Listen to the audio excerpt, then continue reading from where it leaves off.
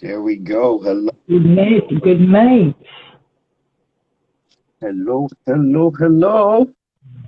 Mm-hmm. Mm-hmm. One in the light came.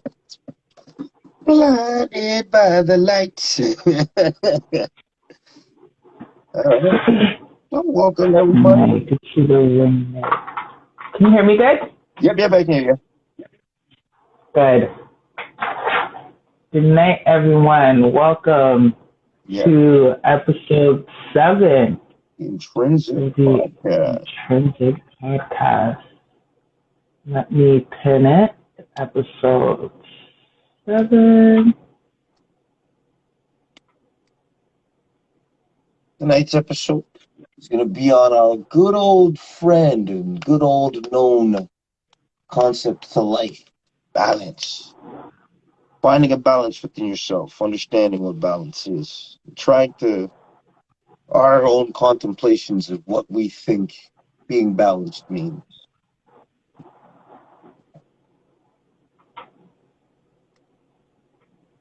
It's always, I think that's like it's been the forever struggle that we've had in this life with balance. It's like people have been trying to balance themselves between the two variations of their being. They're light, they're dark, they're good, they're bad, they're happy, they're falls. It's just like it's the one of the biggest steps of things that we got to take in order to learn our truth is we have to balance not just the like positive and negative, because I think it's like we have an infinite range of like what our capacities are or what our abilities are, and I think it's like balance is finding a level of moderation in terms of the things that you do Mm. or the things that you allow yourself to become or allow into your life. Okay. So, I like how you put that. I guess I would say the way that I would define balance is when dualities are at bay, when mind, body, and soul are working together as one, where they're not conflicting, and then outside of self, balance is within everything outside of life. Like, there's balance when the moon comes by, when the moon becomes full, so to say, and Mm, the ocean kind of pulls away because of the magnetic force. Like there's a natural balance and order within those certain things that happen, right?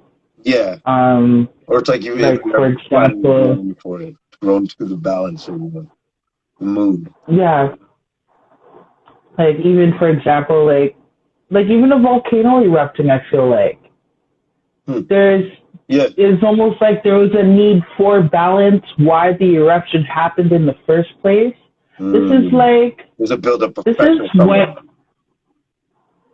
I my new realization within this week after doing a lot of studying and stuff, because I've been studying depression a lot, is that the reason why, depression happens is because there are a lot of tensions and forces that are happening within one individual that are now being pushed to the forefront as this is what needs to be dealt with right now. Like it's almost more important than like eating and sleeping. It's like, no, in order for you to continue to be able to function to do those things for yourself, Mm-hmm. you need to right now deal with this.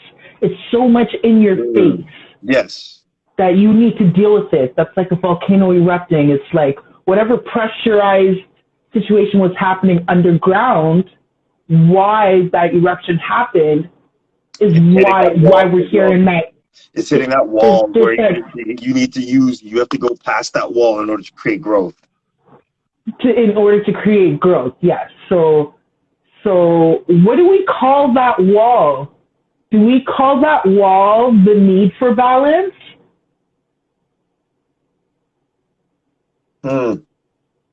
Because I know that's a very simplified way of saying it. There's definitely a more appropriate word we can use for what that wall could be. Hmm. I For what think that that would wall is. be. Sorry. I think that would be like establishing balance, because it's like when you are. So it's like before you reach that level where you are balanced, you have that wall. That wall is, I think, that realm of you Breakthrough. being. That's like you being on the other end.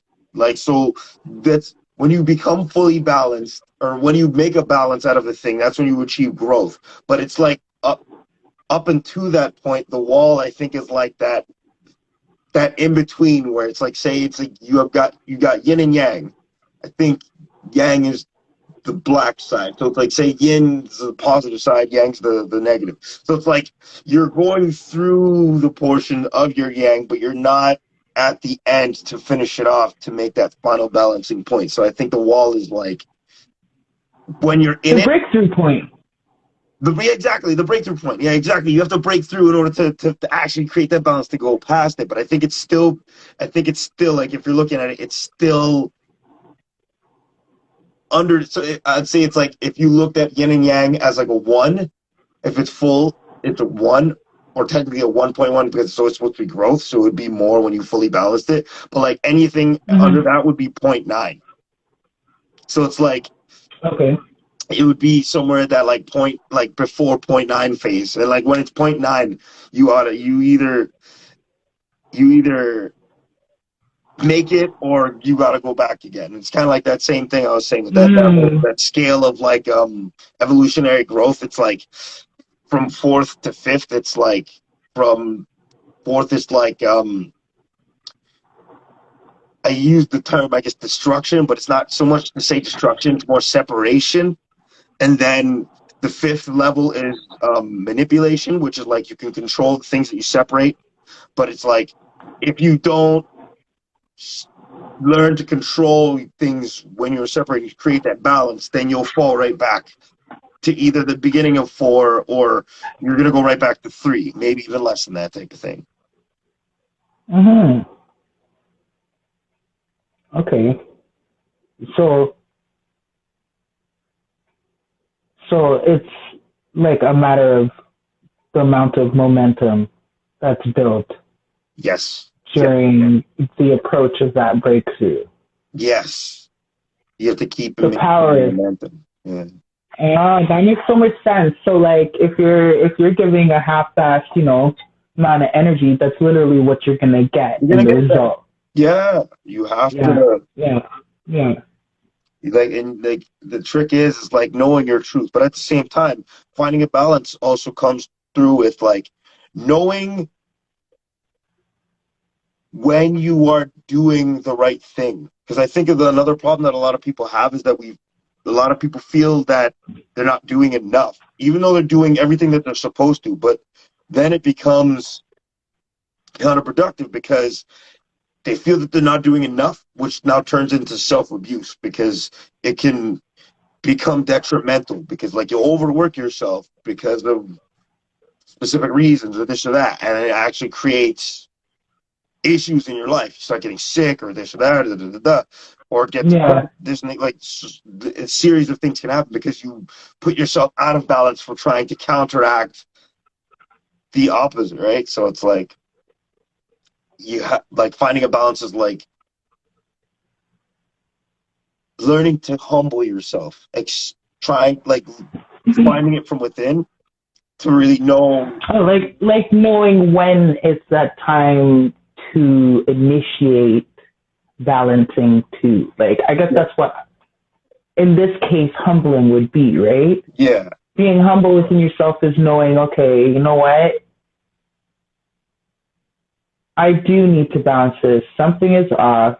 I need to slow down. What do I need? Like I feel like that's what humbling is. Somebody said to me once that to humble yourself means that you're naive and something else. And I was just like, what? That's the complete opposite of the What? energy I get off of Whoever said humbling. that But needs to humble themselves. don't get me started. Anyways, That's wild. so I know. So that those are the types of conversations I just look at someone like, Yeah. like I'm not gonna argue Yeah, that's your way. belief. It's fine. I'd try a little bit. I'd poke it. I'd poke that one a little bit just to see how far I could go. But like, I feel like there's much you could really do in a conversation like that. You're gonna hit that and you're like, wow, no, this is a dead one. This this one's lost its vibrance. It's lost its vibrance. Mm-hmm. It's gotta. Mm-hmm. It needs to reverberate. It needs to re-enlighten its spark. It's lacking luster. Yeah. Lacking. Like I like that. I like that the sound of that better than lackluster. It's lacking luster. It there's a there's a better elegance to it. Thank you. Yeah. Sometimes things need to be reworded so they don't sound like douchebaggy.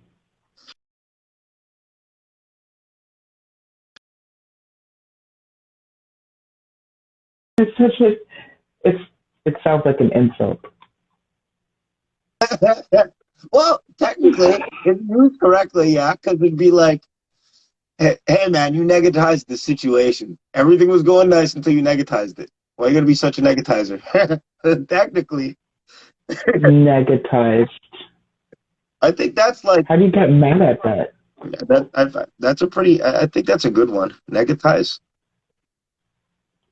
You can't get mad at someone that says, "Why are you negatizing the situation?" Like you have to look at them like, That's deep. That's pretty deep. If somebody said that to me, it's like, bro, why you gotta negatize the situation? That'd make me really look at what I was doing. I would be like, yeah. I'd be like, negatize. What the? And then I'd look back at it and be like, oh, yeah. If I was the dick, then I'd be like, oh shit, I did negatize. Sorry. In the brain of someone with ADD, they would Yeah. hyper focus on that for the next like 2 days. I would try to. I've learned now and like try Negatize, to nip negatize, things like that in negatize. the butt. I try to nip things like that in the butt. Like I don't like to wait too long because like having that feeling of like when you realize something was off or you created a situation, I like to just deal with it as soon as possible now because it's like I No, find no, that no. I'm just saying, like the term negatize because it's a more neutral way of saying it. yeah, And if there were feelings it's a in that Canadian. Yeah, conversation and someone said negatize, you would have to go neutral. You couldn't be mad. You couldn't be happy. You just be like, they just said negatize. Like, yeah. I almost want to laugh at the fact that they said negatize. A part of me still wants to be angry. But You they said would negative. really hard. And for the next 2 days, you're hyper focused on this term negative. You've never heard no one use that before. What I just said has negatized. Negatize. I That's what it negatize means. But that. then you'd be sitting there because, like, that's the thing. It would catch you. That would catch me if someone got me with that. That would catch me, and I'd be like, yo, negatize. And I'd start analyzing all kinds of shit from my own life and be like, oh shit, That's exactly I what I'm saying. The negatize that next 2 days, situation. you're hyper focused on the word negatize because it just entered your whole realm. And you're just like, everything you thought you knew, you don't really know anymore. Like, it's changed your whole perspective. you know. Negatize. Give me a quick second. Package has just arrived for me. Give me 1 sec. Okay. Maybe you gotta play like Okay, loud now. music.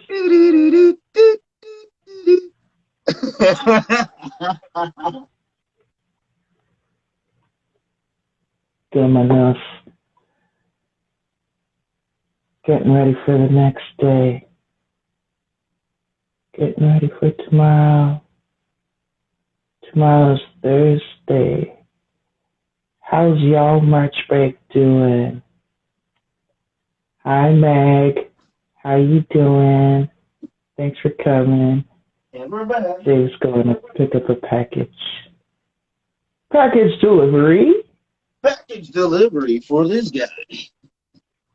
It wasn't Welcome. so much a package, more than it was delicious snacks. I felt for ice cream, you know? Yes. What do you wanna, are you doing an unboxing live? Are you guys want to see? Do you want to see this?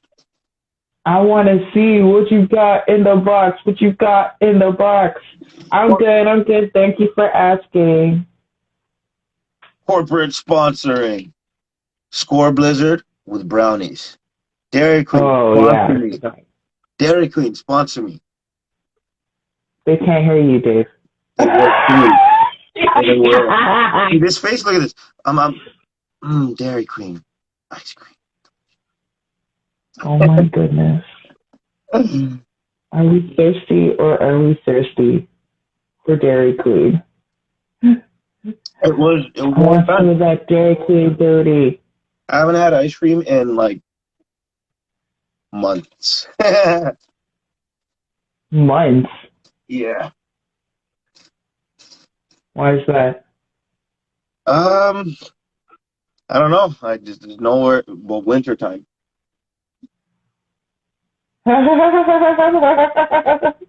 the obvious thing. I figured when you're indoor hibernating in the warmth, you know, you can enjoy something cold because you're warm.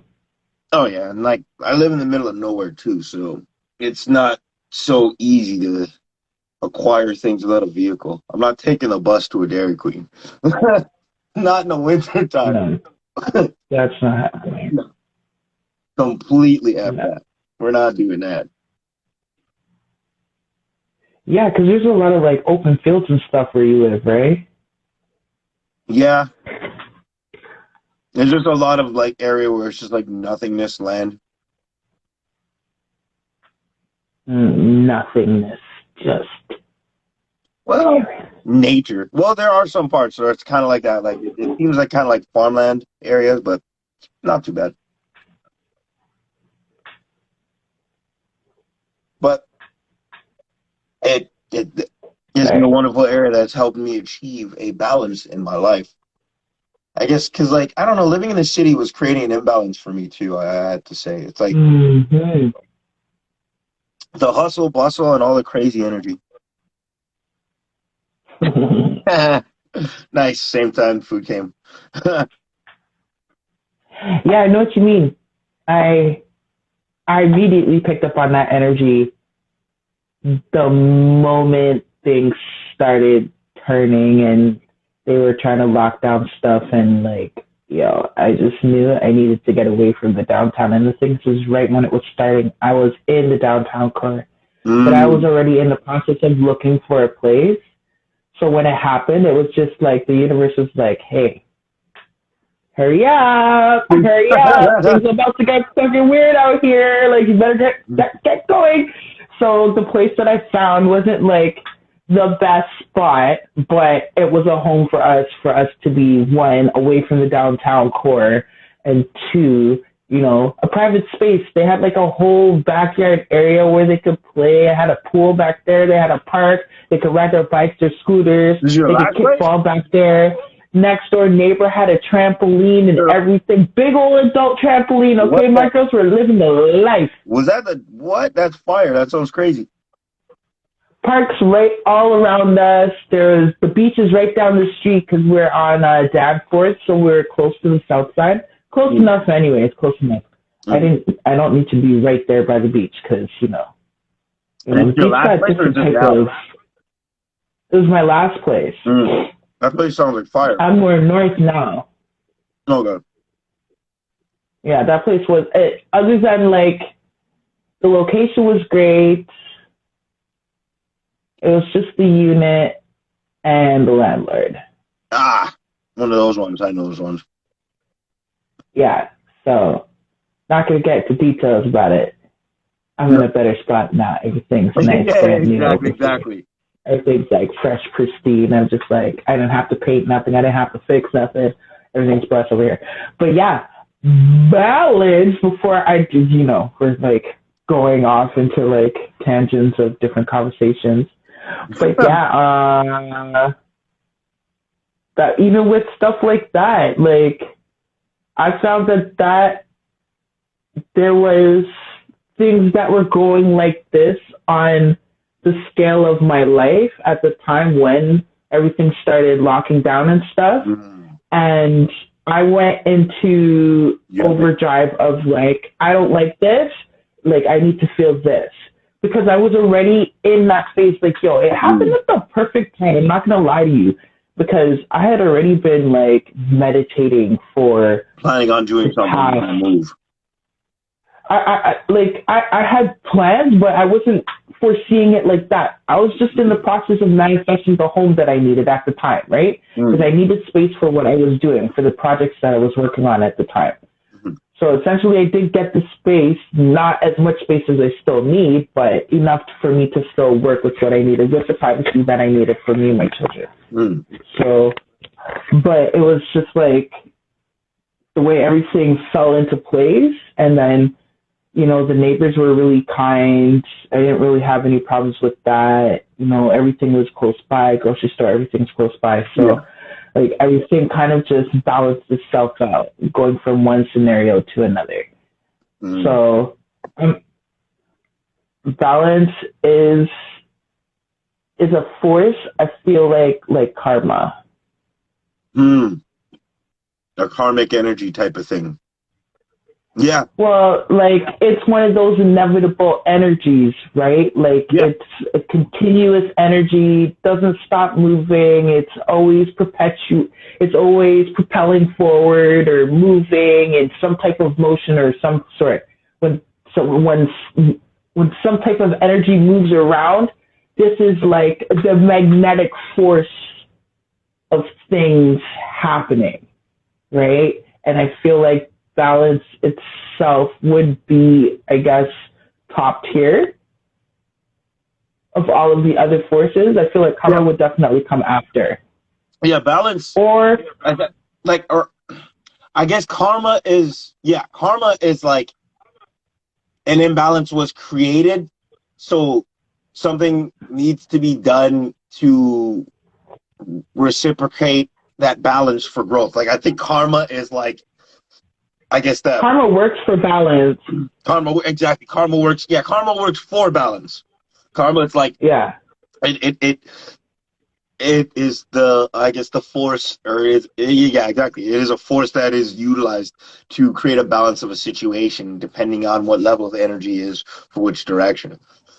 Even for your own, like a past life lesson too, right? Because like some of the things that I perceive to be kind of a thing, it's like some of the lives that we live, the bodies that we exist in, had karmic choices prior to, so we would learn lessons for our souls to pretty much do that same thing, which would be attaining the balance that, because like I feel like the idea is it's all a system of balance scale, and like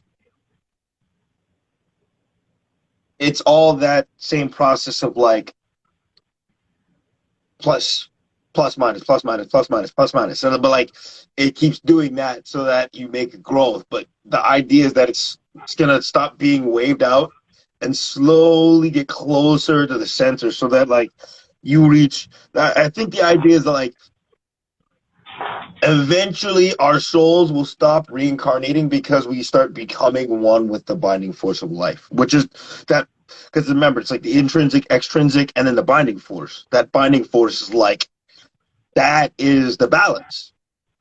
And at its absolute truth, it is just everything without having to be anything, because it is everything. It's perfectly balanced. Be perfectly balanced, you pretty much escape outside of our conceptual reality.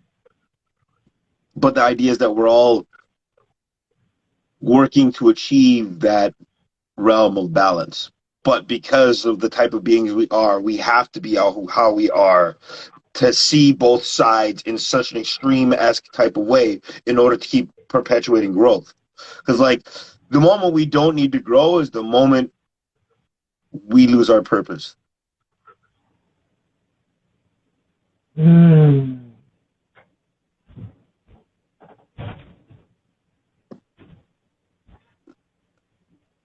That's so deep. I'm sorry. I feel like frozen tires. Like, I'm not gonna feel like a dick because, like, in that very moment, like right after I said it, I'm just like, oh yeah, pleasure. Like that's like what my brain went through just after that. I'm like, oh my god, ice cream. Oh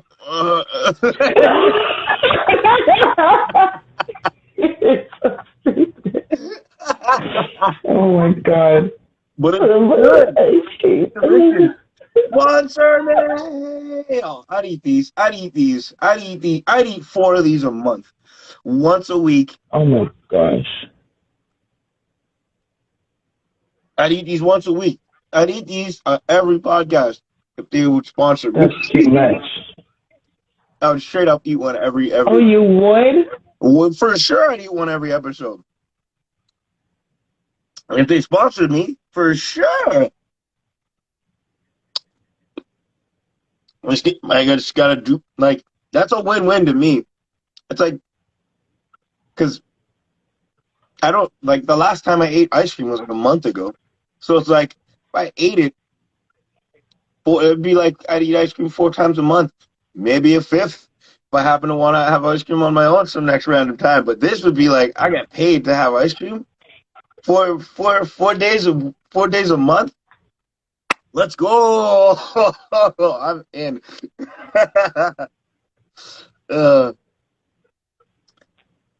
I'm trying to balance out my life with my ice cream scale, because it's been a while since that's so. Balance out your life with the ice cream scale. Oh my goodness, I did not see that coming. Oh my god. I'm so sorry. I got distracted. No, that's okay. I sent it to you. You have to look at it. Quickly. I can't see anything. It's okay. Later. It's okay. So, yeah, balance. So we talked about some of the negative. Positive parts of balance? Or how to find balance? How to find balance? Yes, solving that problem, or answering that question. So there's many ways. I mean, one, I feel like it's like one of those things where you gotta check all your senses. Yeah, wait. Let me ask you. What do you think the core value, or not so much the core value, but I guess, yeah, it would be a core value. What do you think the core value to finding a balance would stem from? So, like, where does it start from? Where would finding a balance start from? I would have to say self-awareness. Yeah, self-awareness, and that has obviously many different branches, right? From the self. It's like internal. From the self, right? Like there's the internal self, there's the exterior self, there's the self outside of the self, which is not even inside of the self, right? Because there's a whole other experience happening outside of yourself too. The soul variation. Especially when you're dreaming. Yeah, the soul variation, which is just like the pure energy form of self. I think that realm, because I think, okay, so I think all three, so because it'd be like, it's body, mind, soul. Yeah. Like, so I think it's like the yin yang is an easy way of doing an explanation, but I think it actually comes to a process of 3 for us, because we have body, mind, and celestial, right? So like, I think that process of those three is where the true function of balance is. You have to nourish yourself on a spiritual level, nourish your mind, and nourish your body properly in order to to achieve the best version of balance within yourself. And I think that's like something that we strive towards doing.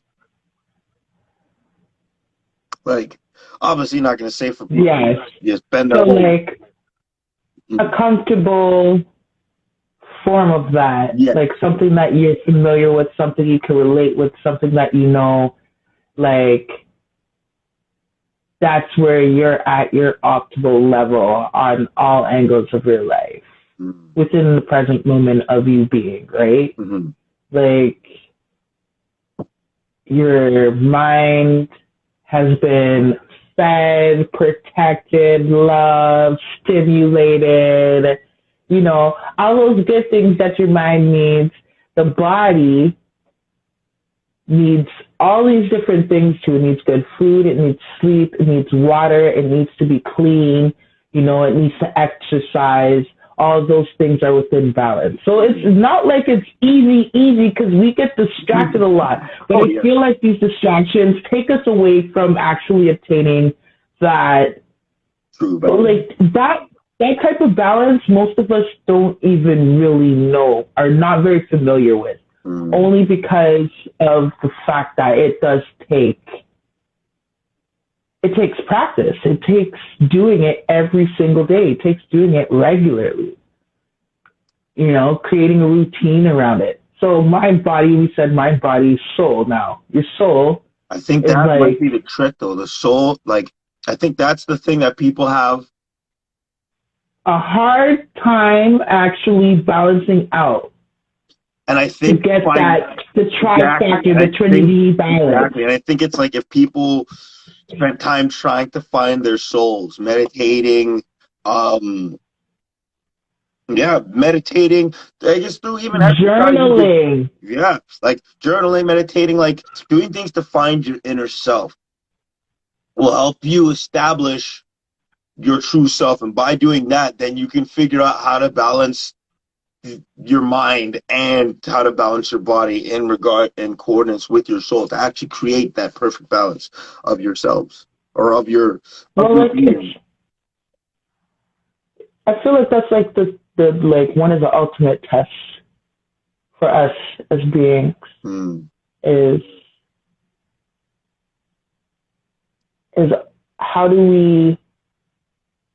we create our personalized program of obtaining the balance throughout our life?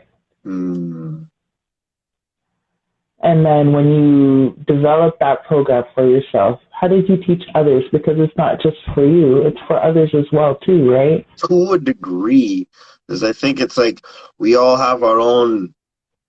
That's the magic of it, though. When you teach someone else about it, your way of doing it, they inherently develop their own way of doing it for themselves. It's like by knowing the fact that it's possible, someone's able to do the same thing but in a different way. Which is the beauty of growth and life. Life is creation. We are all creators. We are all born creators. Just some of us utilize it more than others, right? Yeah. That's the tricky part. I think, well, not so much to say now, because like we're in a wonderful space. Like I actually took the time the other day to really appreciate the time we live in. Yeah, I know what you mean. Like this is a great time in terms of human history, at least recent human history, to live. This is pretty good. We are at the state where we are the catalysts for like infinite growth right now. Because where we absolutely are, we have like we are in the space of being able to do it. And I see that especially with like that's the funny part too, is like with all of this pandemic not like situation. Gonna rephrase that one real quick. This pandemic, this pandemic situation created like a lot of issues because it pushed a lot of people to that threshold. Ooh. Peace and light to you. Yo, this shit really tested the character of the people, yo. Yes. And it's like a lot of people came out stronger, I would say. I came out stronger. A little traumatized, but I'm still but I'm still stronger, and like ultimately traumatized in the sense of like I'm not more traumatized than any other person that got traumatized through this, like in the sense of that like equally traumatizing energy that everybody dealt with. Like everybody got impacted by it one way or another. We all got impacted differently. So on those levels, I can't say like that I can relate to others. Pressure on all of us was the same. There was definitely a pressure that was there. Yeah. Ah, I want to say, fuck it. It was heavy. It was pretty heavy. It was pretty heavy. Like there were moments where I was like, if this gets any worse, I'm gonna revolt. I know what you mean. I was like, yo, there's only so like there's that breaking point, but you know, you see what happened there was that it was doing this and it was gaining this momentum of trying to go through that because there was a threshold, there was a breakthrough point that was there. That was trying to, like, they were attempting to hit that breakthrough point. Amen. But, like, the people were just like, hell, that thing is going too fast. Let's slow it down. This is not happening. This doesn't make no sense. That was one of the issues that, like, that would be one of the imbalances where it's like, I guess that's one of the things that's about Canada, too. It's like, as a country, we don't have that much pushback to weird things. We don't push back as much as other places. Like, we'll see that bullcrap is happening and we'll just be like, hey, that's bullcrap. And I just walk away. Listen. You want to hear a joke? I don't know why this is coming to me, but, yo, Swiss said to me straight up, yo, everybody needs to stop comparing themselves to lions, eh? Because if you actually watch what a lion does during the day, you would not want to compare yourself to a lion. They sleep most of the day. Yeah, they don't do nothing. They kick back. They don't do shit. Relax. They're lazy. And that's what I'm saying. The mentality, there's like in the States, they've got like this fire in their souls. So there's a different sense of like, if something's wrong, they fight. We don't tolerate certain things. Yeah. They got that, like, they got this grimy way of dealing with things where they're just like, yo, pride. They got fight in them. It's very, like, I attribute it to pride, where it's like, it's good because, like, they can give pushback so things can change, but at the same time, it's also bad because, like, they're also arrogant. Yeah, I know what you mean. It's interlaced with their patriotism. Yeah. And it comes off arrogant, I guess, in a sense. But, like, I mean, you gotta give it to them. Like, they rep their hood. Like, they, like, those guys, like, almost every American was like, what's going on with Canada? Like, they were all like, what's happening with Canada? What's going on? How are these guys going through all our bull crap? And, like, there were, like, a lot of people I've seen who are, like, the annoying social media clips and, like cancel culture-esque people were, like,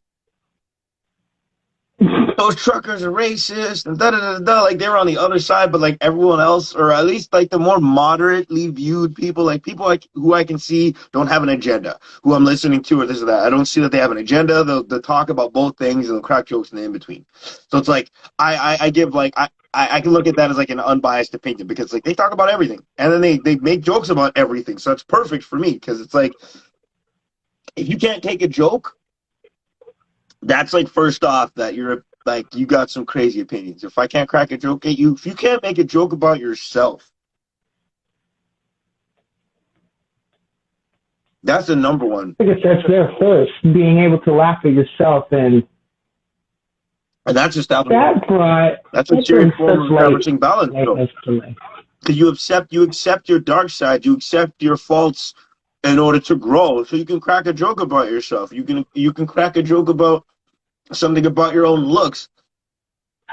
Like I don't know. For me, like I crack jokes about my the gap in my teeth. In the beginning, like when I was younger, like it used to actually bother me.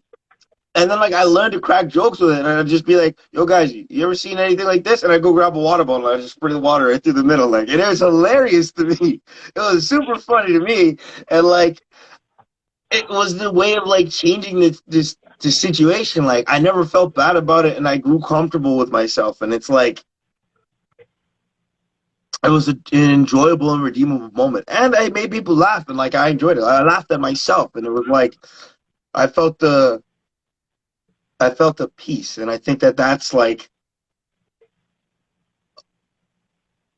amongst the realm of balance too. It's like being able to be okay with like being okay with yourself, really, like finding out who you are and being okay with who you are, changing certain things about yourself to become the best version of yourself that you can feel you are.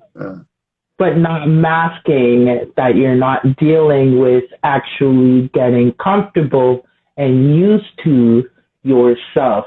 Yo, listen, yo, T's in the room too, so we already done know.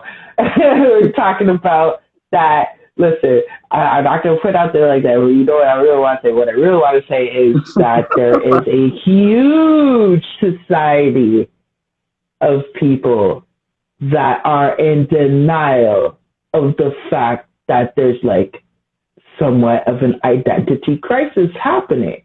Like I feel like when somebody's in an identity crisis, it's like you're just not okay with what you see.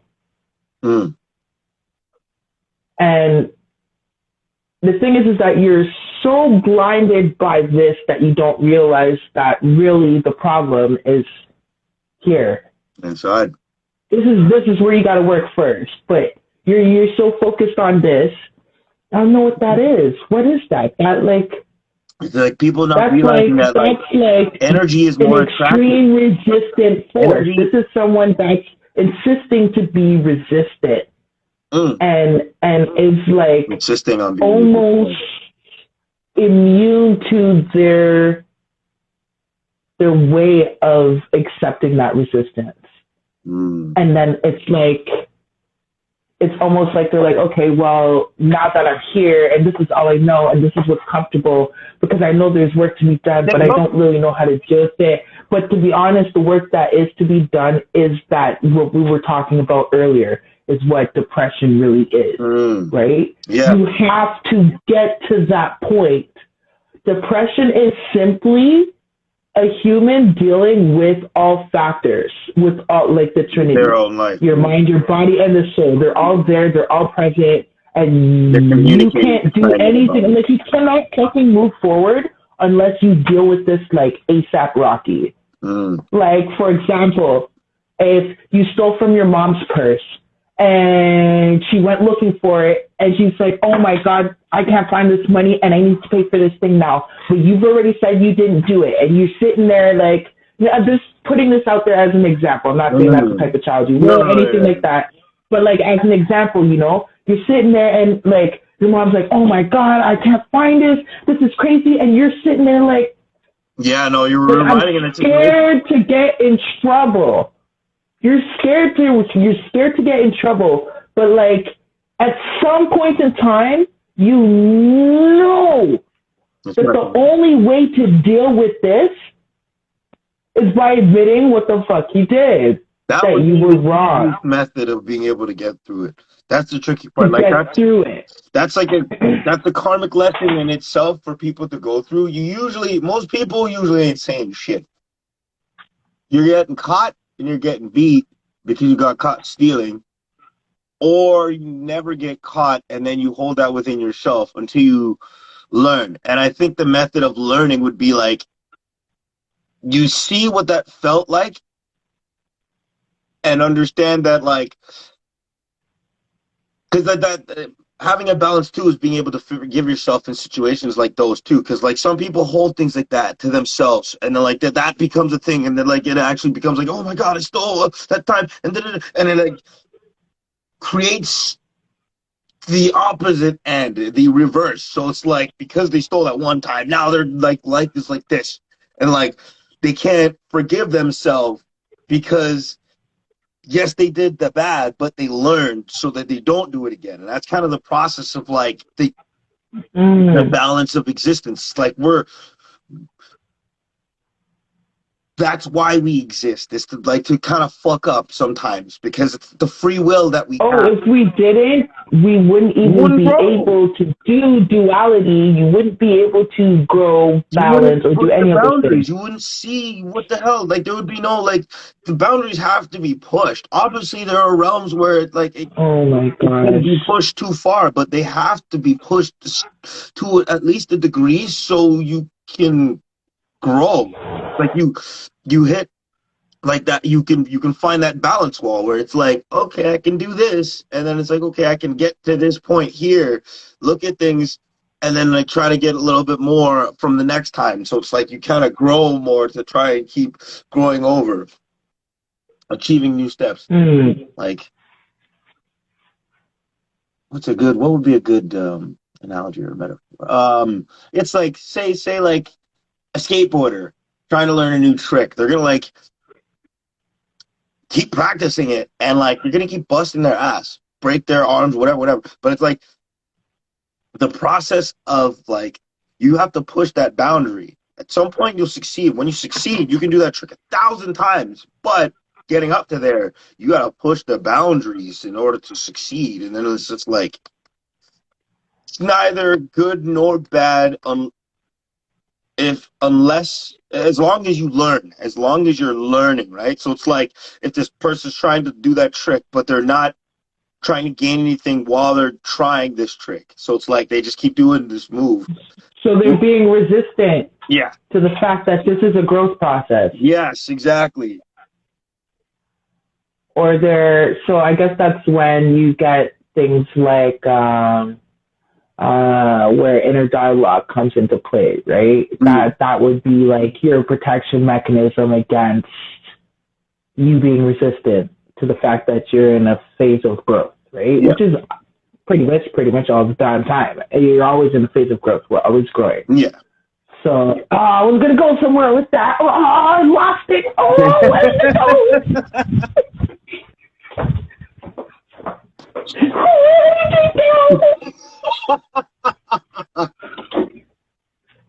I was so sorry.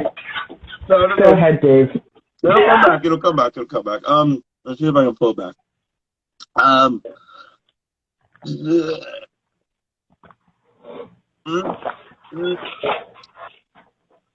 Ancestors. Wait, no, I kind of lost it. It'll come back. We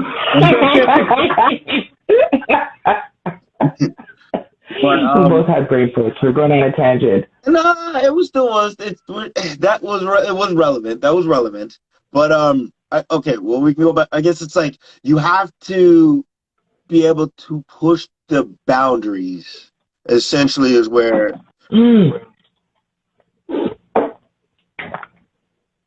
there we go.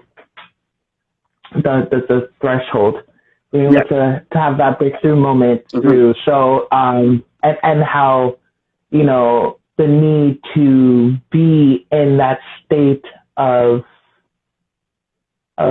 tension or depression so to say, because I guess in a sense, changing the name of it will also kind of change people's perception on break down like how what type, where it when is, and like when what it it is. happens, when you're in it.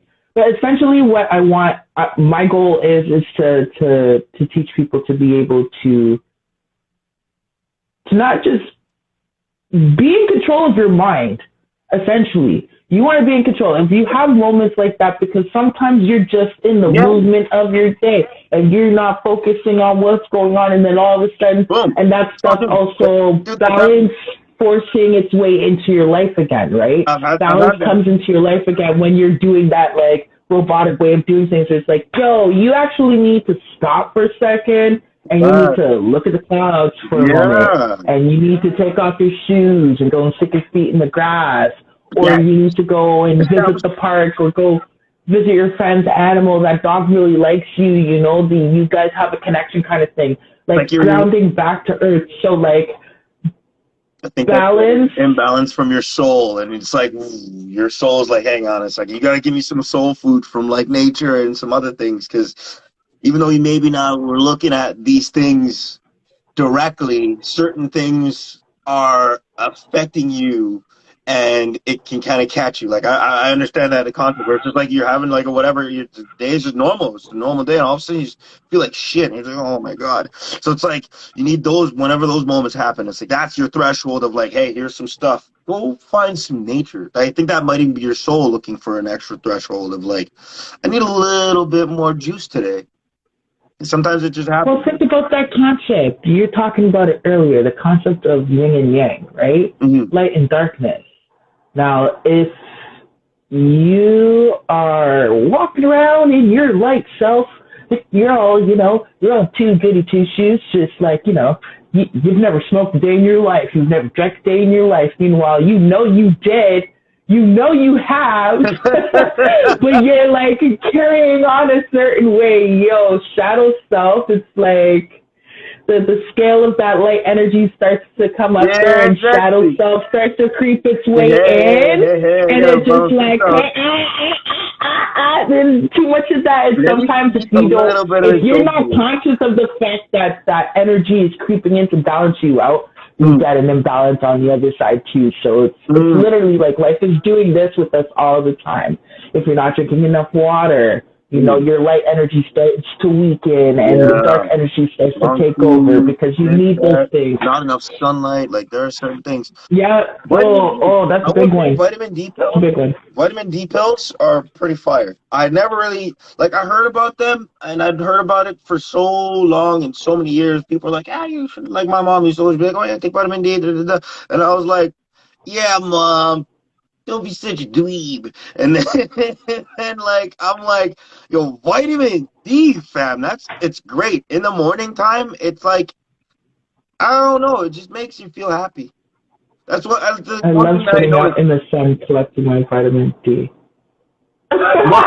Sorry. Yeah, well, I'm just like, vitamin D pills? What are you gonna do if you can't get a pill? Fam, I never took those ever. I just started taking them now, so I'm like, this is pretty nice. Like, it's pretty good. Like, I've been going. Yeah, it's helping. Yeah, exactly. Because it's like, remember, I like the way I was trying to say, like, there's nothing wrong with that. Do both. Why not do both if you can? I absorb pure sunlight. Like me being out in the sun today, I was like, oh, I have vitamin. Like it's not like, and I even miss taking them some days. Like I don't even think I took it this morning. I think I forgot to take it, and but it's just like. Yeah, the vitamin D pills. I remember actually taking them. They're pretty powerful when it's in like its organic form, right? Like you can get organic ones. They obviously have the pharmaceutical grade ones, which I'm not so much of a bigger fan of. But vitamin D or the vitamin D drops, those also are really powerful too because it goes like straight into the system. Yeah, I think because the liquid version. Yeah. Like I think I have gel tabs. The gel tabs, those are cool too. Speaking of. Give me 1 second. I'm gonna go pour myself some water. Yeah, water. Speaking of water. Oh man, when you said water, I was like, my mouth started to water a little bit. Not like I was like, water be pretty nice because I'm just sitting here just eating this ice cream. I'm doing pretty good. I'm about halfway. What's that? I'm about halfway down that ice cream. Delicious. Oh my gosh. It's good. Sponsor me. My belly is like, no. I'm Once a on week. DQ. Sponsor me once a week. I will advertise for these guys once every like 20 minutes. You just see me pull it up to the front and just take a bite on camera. You just chomp it off. And it's like, this is refreshing. Like, I will Hashtag Dairy Queen. I'll sell it. I will sell it. You know what? I will throw that as a hashtag on the YouTube. Hashtag Dairy Queen. So Dave could get his DQ. For a fast food restaurant, I actually like Dairy Queen's. They're like chicken stuffs. They're like, I've never gone there and been disappointed from having like a burger. Yeah, they've got some quality. They're like right. The Dairy Queen in Niagara Falls. I think is probably one of the best Dairy Queens I've ever been to, though. Mm-hmm. That's fine. The Niagara Falls one, the one down there is fire. So if we get the sponsor, we'll do a special episode of that Dairy Queen. We'll do it there. I'll get us the sponsor. Hashtag Dairy Queen. Hashtag Dairy Queen. I'll get us the sponsor. You need us, Dairy Queen. And on the summer, we'll even do this in the wintertime because we love you so much. Dairy Queen. I actually have. This is very off. This is very like off tangent, super tangent right now. We are not going any more off tangent. Go ahead, do what you gotta do. Actually, one of my favorite childhood memories is from a Dairy Queen. They used to just be like down the street from my old place. It was just like it was weird. It was like a shack. It was like the size of a shack, but it was Dairy Queen. And me and my dad would just walk from our house and take us like, I don't know, 8 minutes to walk to that Dairy Queen, and we just go there, get ice cream, and we'll walk back. Like that's like one of like my like serious childhood memories. Like just of doing that. So, like Dairy Queen's always just kinda had a place in my heart for that. I always get the score blizzard. Those times he wasn't kicking my ass. No, I was kidding. My inner child's like, remember this, remember that, remember this, remember that, remember this. I'm like, yeah, Dairy Queen. Remember Chuck E. Cheese? Remember that time? Oh my gosh. Remember that time we were at my house and we were using that grill inside and we cooked, I made us burgers and hot dogs, just you, me, and your brother, and we like smoked up the house. My dad came back and lost it. You remember? Kinda. You remember? Kinda. We had. Where were you living? Were we at your place? This is at Weston Road. Yeah. You guys came to my place.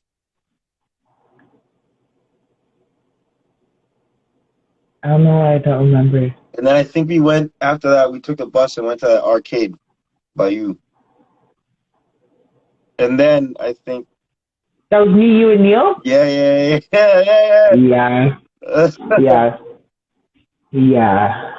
We have a barbecue. Yeah. You had that like small, tiny grill thing that I had. If you remember that little black thing. Yeah. And it busted little piece on it. I remember. That's what happens when you leave a bunch of youths in the house by themselves. So just make the food before you left. Legit though. Yeah, it's summertime. That's youths in summertime still. We're hungry. I'll cook. Just get creative. Well, I guess it's because like, I used that thing to make hot dogs and food like that before, but like I didn't make that many at once, so it smoked up the house. Yeah, we didn't think that through until after the fact. But that's what happens. You know, like that. Want to talk about balance? Balance is knowing when to also release your threshold of control. That's respect. See, that's the thing. That's what I think about the closest form to true balance is having a healthy and humble respect of your dark side. So it's like knowing what you're capable of by like allowing yourself to push that energy but restraining yourself. Or it's also just like it's like training in martial arts and knowing you could kill anybody in front of you, but you choose not to because you have a humble respect for that dark side because you're like, I could do this and it would feel so good to do. But I also enjoy the fact that I know that it feels that good and I'm not going to do it. It's like you have a humble respect. You make an order to the chaos. And by doing that, that's where it's like your balance becomes that 0.1. Because it's like that's how you add that extra realm of growth. And I think that just it makes you stronger. It adds more growth. It adds more knowledge, both of yourself and more purpose to your growth too. Because I feel like the energy of excitement also kind of plays a role in one's value to continue life. Right? Like being excited or like anticipation. Yes. For you'd be bored if you got bored. New things. I think that's another thing too, like boredom. Like I think like the downside and the dark side of depression too, because like you stop, and when you stop, you lose your creativity in that sense. That boredom causes you to like hate existence, and then you start fighting existence because you're just like, what is this? I'm not doing anything. Yeah, but at the same time, why did you end up still? You were still because before you felt the energy of stillness, not being able to move, depression, you were bored. Yeah. In need to create. So you went into a state of depression, which forced you to be like, okay, I'm going to go create something. Let's go do something. Like, what are we going to do? Like, I can't sit there in that state of depression anymore because if I do, like, I'm literally not moving. That's what happens with me. It's like if I get caught, like I'd say maybe like a month or so ago, I kind of had like a 2 day range of just like I could feel that type of wave of just like I just wasn't feeling doing shit, and like I consider that to be within that same realm. But it's like I was like that for like a few days, and it's just like you can't like that feeling. It's like you have to do something. You have to do anything. Just leave your house. Run. Do something, but just retreat from that state. Yeah. Whatever you do, like by any means necessary. Yeah, you gotta push. Like that little push you get, it's just like any kind of creativity. And like I think the more random, the better.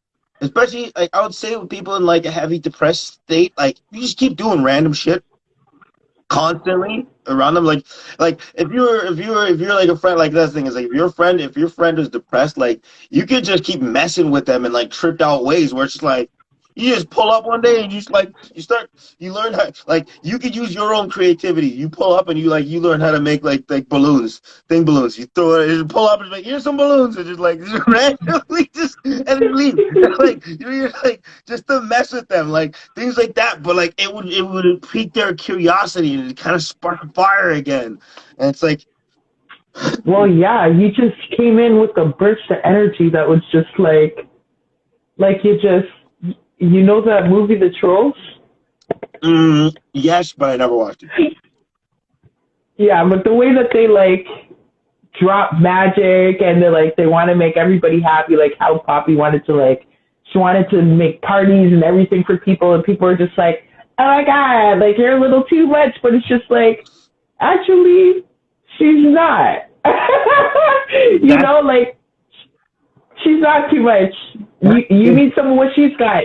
That's something that kind of trips me out about people sometimes too, in that degree, where it's like I do contain myself, but it's like the fact that people have a hard time that somebody is high energy.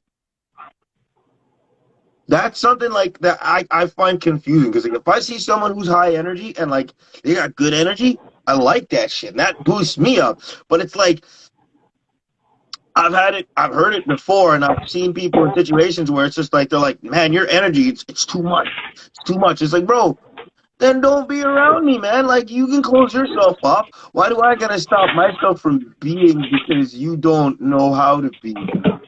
Like that's something I Go put on don't. some shades. Hmm? Go put on some shades, some big dark sunglasses, because Put blinders on. you know, yeah, because I'm not, But you like, know, I I'm know, gonna but keep like, shining. I understand that. But it's like, I don't know. I'm trying to find like a mental peaceful approach to such a thing because it's like, I don't personally. There's like, I'm trying to find a balance myself with dealing with situations. Like, I guess I kind of already have, like how I am now. Really, yeah. I guess it's like, hey, look, man, I'm gonna be bright. You don't have to look. I guess really, that's really it. You don't have to look. If my energy is too much, then try your best to not pay attention. Or you can join in. You have options. All right. Yeah, I guess that works too. Because, like, I would say that that is somebody who has an imbalance in themselves.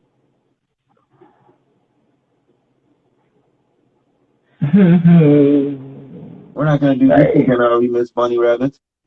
I would like to I would like to see you get away from that couch. Thank you. She always does. I wanna share the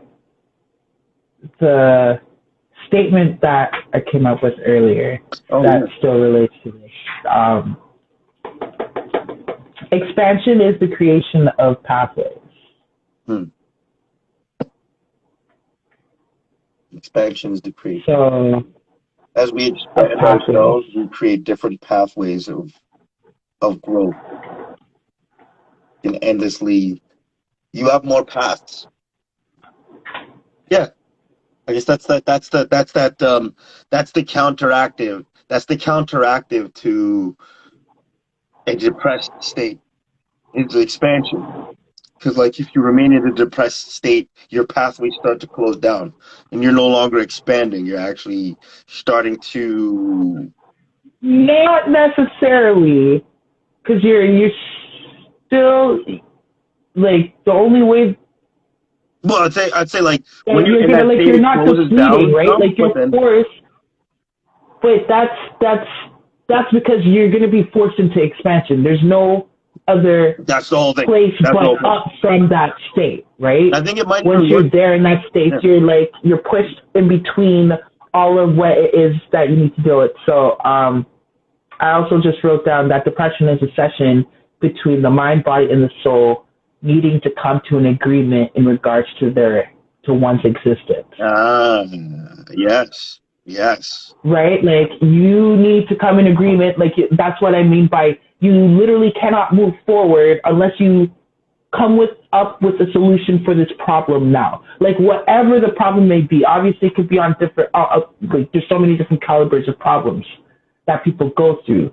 But depression is that state where that's why I want to kind of delete the negative Ah, the solely negative findings. reputation that it's developed See, that's kind of the because thing it's I'm not saying. actually a bad place. Isn't that like that's the thing too? Because like I don't know, like modern society wants depression to be looked at as something to cry about, as opposed to something to understand. Like To I think use a as lot of a people, tool. yeah, like to learn to control it, to to understand that it is that realm of depression is a byproduct of a karmic nature for you to become a stronger version of yourself. And I think it's like people have lost or they haven't been taught that knowledge that this is a process and the steps of them growing to their best selves, and they feel that it is like, that's why I would say that there's a lot of like drug usage to counteract depression. A lot of people like recreational or pharmaceutical, mainly pharmaceutical now, but recreational is like some people drink for depression, or like use any narcotic to deal with it. Like, there's so many different forms of depression. yeah, There's eating depression, there's hoarding depression, yeah, there's sleep deprivation. There's people that can't sleep that yeah, are like insomniac, because sometimes let's talk about the negative manifestations of these things too, right? The imbalances. So what happens when you become totally imbalanced is like you become you can't sleep. yeah. Oh yeah. And part of the reasons why someone can't sleep is because the reality is also playing out in their dreams. Like the fact that the mind, body, and soul is like standing at the door and it's like, hi, we still need to deal with something. And you're like doing all these things while you're awake to avoid me. But bitch, when you go to sleep, we talking. Like we having this conversation. So that, I feel like that's what happens to people sometimes too, and then they fall into the trend of having to take medications. I'm thinking you go to sleep, but you're not. What? I'm thinking the core issue in all of it, truly though, is that the soul connection is broken. I think that it's like, restoring the soul connection is the thing that would assist. I think that's something that, like, I kind of like a future sight kind of concept of like, I think meditation should be taught like in schools. Like that should just be, you just have time to meditate however you want. You get an hour a day in school to just, you get to choose when you want to do it. Middle of a class, you just leave. But you have 1 hour, you get to like meditate, or you have like a specified time frame. You can go anywhere you want, but that's your meditation time. You just go and do it and just try to find yourself. Even if you don't come back to class, you can skip class or whatever. But it's like, just make sure that you go and meditate. It's like I think that's something that that's necessary in the development of our species. Because like I think that's like a byproduct. Like that's like the core thing to being able to find yourself. Like when I was young, I saw people meditating and like I was like, yeah, that seems like the way you do it. And then as I got older, I kind of stopped doing it more. And then I came back full swing, and I'm like, I'm doing it now all the time because I'm like, whoa. Like the way I looked at it is like, it was useful that I didn't meditate then because I learned a lot from my mind, and I allowed it's like, I'd say this past I guess 2-year break, like this was a really big learning experience as well, I guess, like for all of us. But like the variation that I had is like I had a lot of like life epiphanies. Like this kind of helped, like in that same way of like that, finding that balance. I was able to find my balance. Like I had known what I wanted my path to be, and like I guess I inhibited myself, but it wasn't until like certain thresholds were met, I had to experience things in specific ways so that like I can learn to keep and maintain a balance. I had to reach realms of understanding my dark side so that I can maintain a balance that no matter what may change, no matter what can happen or whatever can become of my life, I will remain myself at all times. And like that's something that I will say that like this situation has helped me, even though it did suck. It's that same process of like utilizing the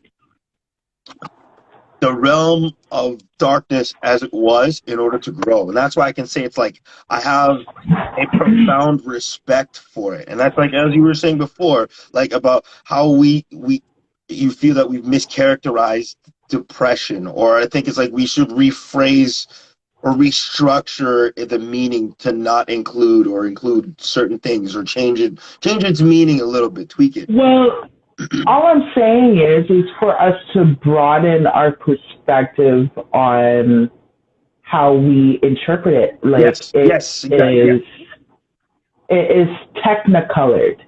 Mm. If you know what I mean. Or It's got monochrome. different hues.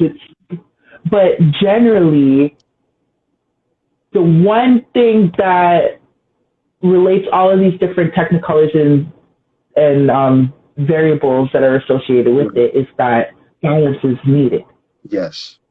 And Yeah. that at some point, balance needs to be obtained for the individual to overcome this state of depression. Expand. But if, like I said, where I'm getting at is that if we change or add to the narrative of depression that yes, it's obviously it's a shitty place, boo-hoo, yeah, we hate that shit. It doesn't feel good. It's a dark place. The fact of the matter is that that's what's missing from depression, is that we keep shadowing it with dark, but not actually shining the light on the fact that there is a positive associated with the depression, right? This is something there that when you is conquer, you will be something you beautiful. will be far superior to anything that you were before this, because you will have been able to have found more of yourself. You're in a moment And right you're not now. going to go backwards. Exactly. Well, kind of. To a certain degree, some people do relapse, yes. Like, But I mean, like, not, the like, point is that lesson there will always be in existence to that individual. yeah. They did make through that threshold. So because they had that lesson, there's a good chance that they're not going to stay there too long, unless there's just a multitude of different things that just haven't been dealt with. No, like I can like, there is, to a degree, like I can sympathize with a lot of people in a lot of situations, because like there's certain realms of like you get smacked back to back. It's understandable the level of difficulty certain things are, where it's like I can understand a person's struggle, and to certain degrees of certain things I could even say like, yeah, I may not have done any better myself in that situation. Like I'm able to at least humble myself to the realms of difficulty, but at the same time there is still that general basis of, if you're there, the only way to succeed is forward. That's the positive. That's the positive that keeps being ignored when we're talking about depression.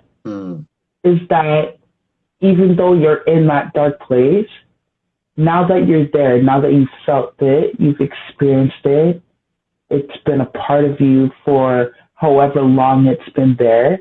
Now it's time to actually find what you learned. What did you learn? Like, that's the question someone needs to ask yourself. What did I learn? What can I learn? Yeah. If you don't know what you've learned, then you need to ask yourself, what can you learn? And seriously look for it. Or look at look at what is actually happening then. It's like, I think that's also a lot of the thing that I've noticed, or things that I can say that I've noticed with some people I've seen going through situations like that. It's like they are upset that things are happening, but they don't even know what it is that's happening. They're just upset at the fact that things are happening. And it's like, you're not even trying to pay attention. So it's like, that's like the first step in some of those cases where it's like, into I depression. need you to look at what's going on. You cannot not look at yourself and your situation. You have to, I guess it's accepting responsibility in certain cases too, for some things too. Sometimes it's accepting responsibility and like, That's exactly what I feel depression is. When you're resisting taking responsibility for the fact that, like, I feel like that's like your higher self putting you, the present person, on a timeout. Like, timeout. Yeah. Like, no, you don't get to have fun. No, you don't get to play and enjoy music like you used to. You don't get to be creative like how you are used to doing that. You need to deal with this now, like right now. Yeah. I can't think, I can't sleep, I can't eat, I don't want to be around people, I don't want to, like, deal with it now. Mm-hmm. And that's the beauty of it. The beauty is that actually, when you sit and you actually sit and feel it and absorb it and feel it, and you're like, yo, okay. So there feels like there's a sense of sadness. Write that shit down. Like, I got sadness here. I got anger. Like, I feel angry, yo. Like, okay, so, yo, like, you have to start asking yourself these questions. Like, why am I angry? But that's what this is. Okay, so I wanna tell you a little secret. They don't really want us to write too much. We are on a live, so it depends on the... I know, it's not like that. It's not like that. It's just really deep and it's really powerful. I was really deep in. So when you said that, I was like, wait, what? Whoa. That was nice. Keep going. Sorry, I cut you off. Okay.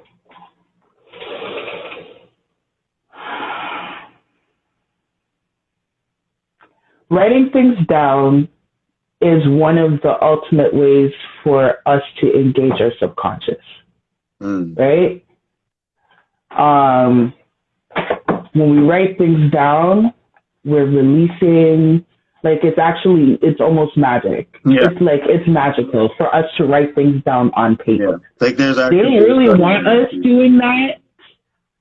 They don't want us really doing that. So you have to watch out for, like, obviously, so remember we had a little bit of a disagreement earlier because we were talking about this machine that can make food, and I was just like, nah, I don't like it. And it's not the idea. It's not the growth factor of that. It's not the magnificence of, wow, we can manufacture something where, maybe we can have this thing actually growing plants for us. Yeah. If that's what you want it to do. It literally has the ability to do so many things, but it's just who gets their hands on it. That's the fucking problem. I think that's always been the problem. Like, I see what you mean, because the way I was looking at that would be like, I would want it so that everybody has one, but now that I think about it, I think anybody who can at least grow some of their own food, if they can prove that they grow some of their own stuff, then they can have one of them. And that means that they know how to do it. So they know. So the idea is like, you want to make sure that people know the skill of the actual thing, but you actually have, so it's like you don't want to get rid of that knowledge, but there's still ingenuity.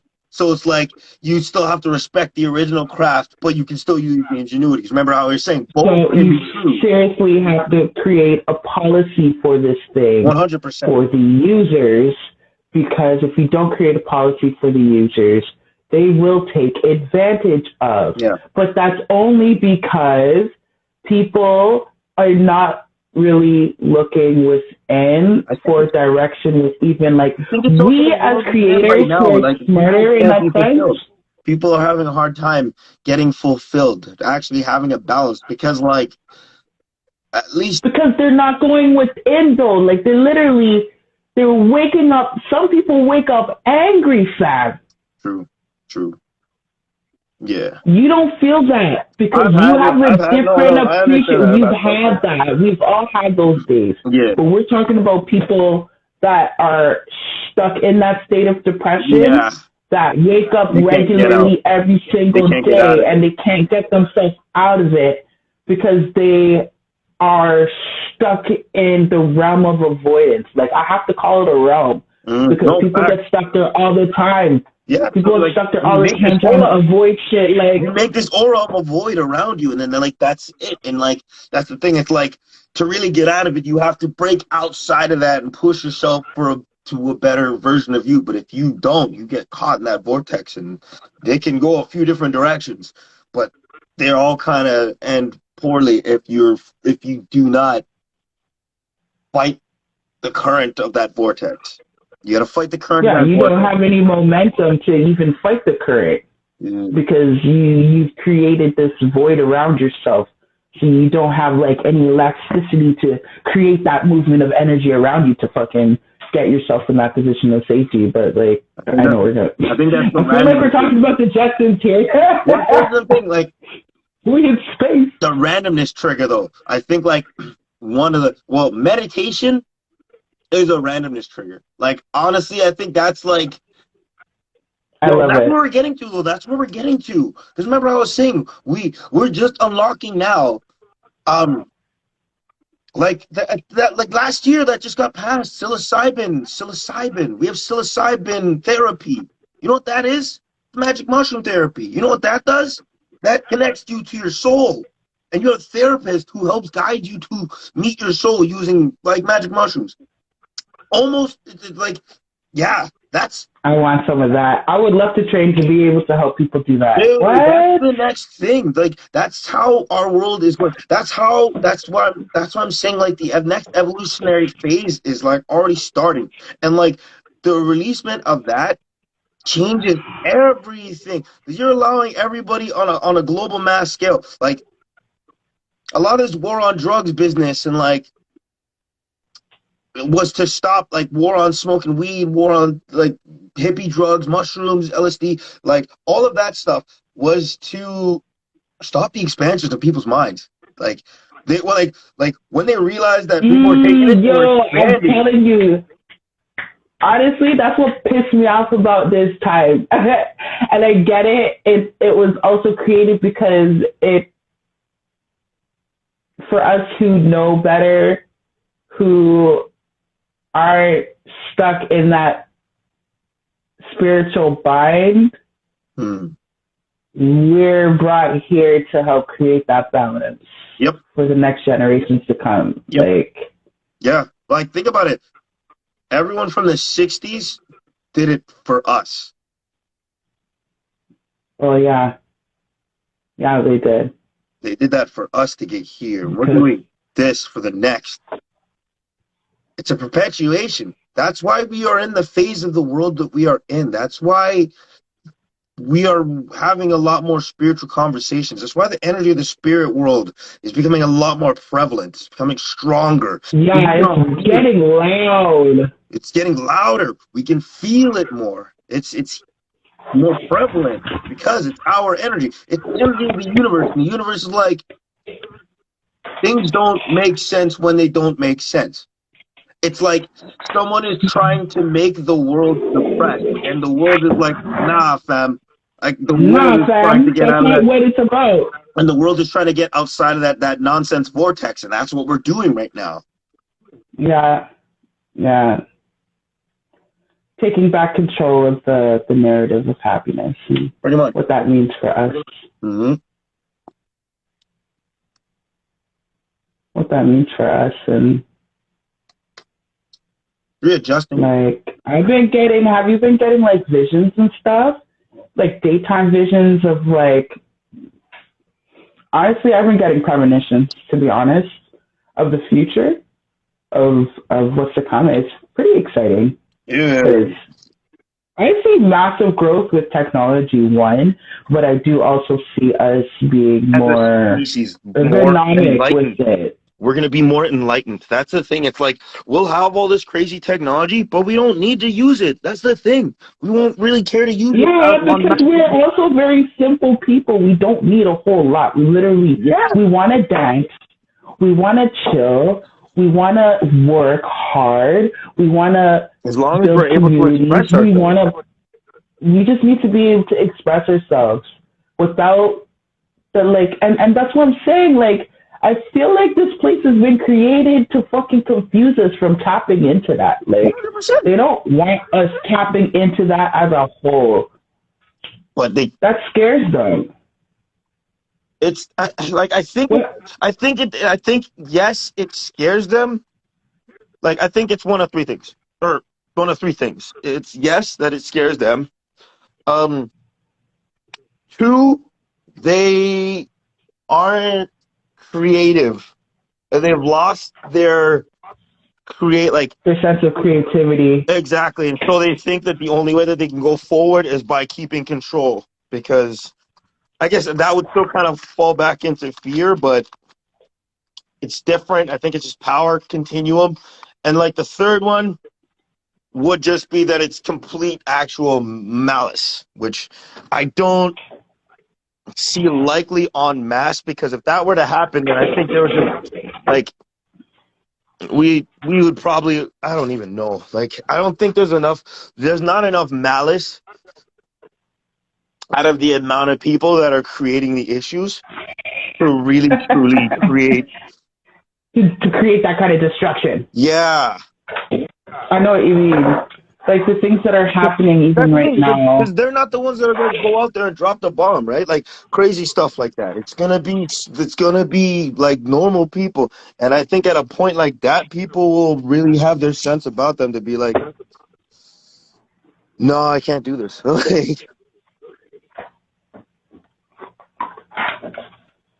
say this much: I know for a fact that the American soldiers that dropped the bombs on Hiroshima, those guys were haunted. Haunted. They heard the souls of every person for the rest of their lives. Most of those dudes killed themselves. Well, of course they did. But that's what I'm saying. Like, how you playing? So that's. But that was the first time that ever happened. I don't know. I think that's a part of duality too. Is that for to think that the world could be balanced like that is an unfathomable thing.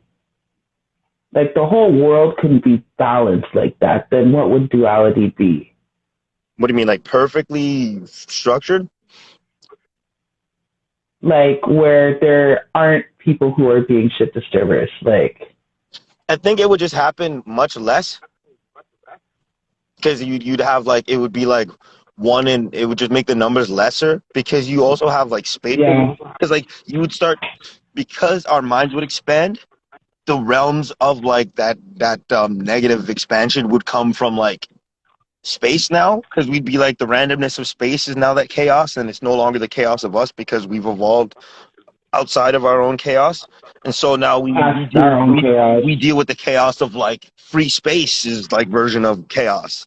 Like space is a version of chaos. Okay. Our version of chaos is nothing compared to space's version of chaos. Compared to what's going up there. Yeah, like you got black holes, supernova planets, new galaxies being made, galaxies disappearing. Like there's all kinds of different stuff, interdimensional stuff. Like that's what they deal with, and that's what space deals with. So when we evolve, we would be working with that type of stuff, and it's not even like a bad thing, but it's just like we'd always be creative, because there would always be, hey, there's some stuff happening, cool, you can learn about it, cool. Yeah, I noticed that. You ever notice that about like those movies where they're like, it's into the future where Earth is not habitable anymore? Like they keep saying that, but I mean, I don't think that the Earth is gonna die.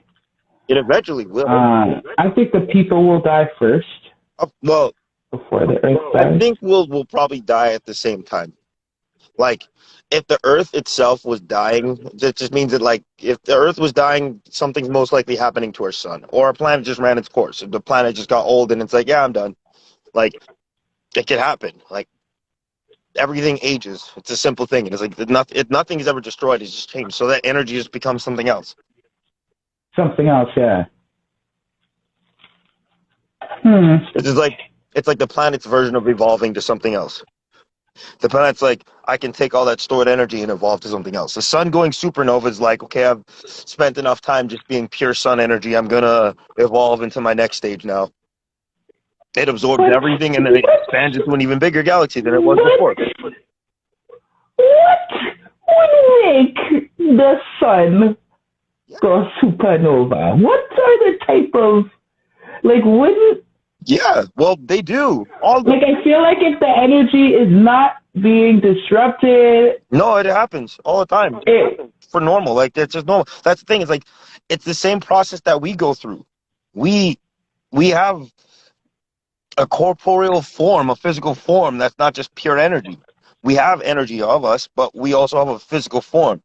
So the sun, the earth, their physical forms, they become something else because the energy can be converted and changed into another form.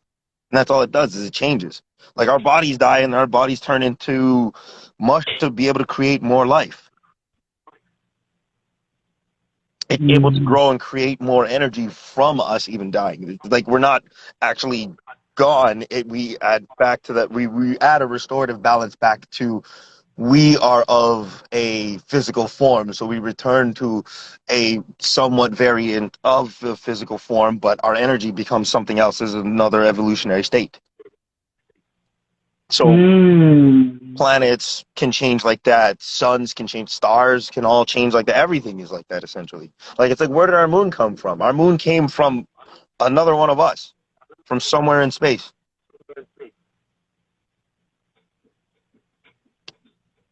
Some planet somewhere. I have so many questions. I have so many questions. Yeah. Well, like that's the man. next step. Like that's the next step. Like right now we're working on our evolutionary stage of like understanding things on Earth and as people. So As they are. we're learning to figure out our version of things before we start to understand the deeper scale of like chaos. Like we have to worry. Like that's why like our versions of chaos, all the crazy stuff that we have, the crazy people and situations like that will start to lessen as we evolve.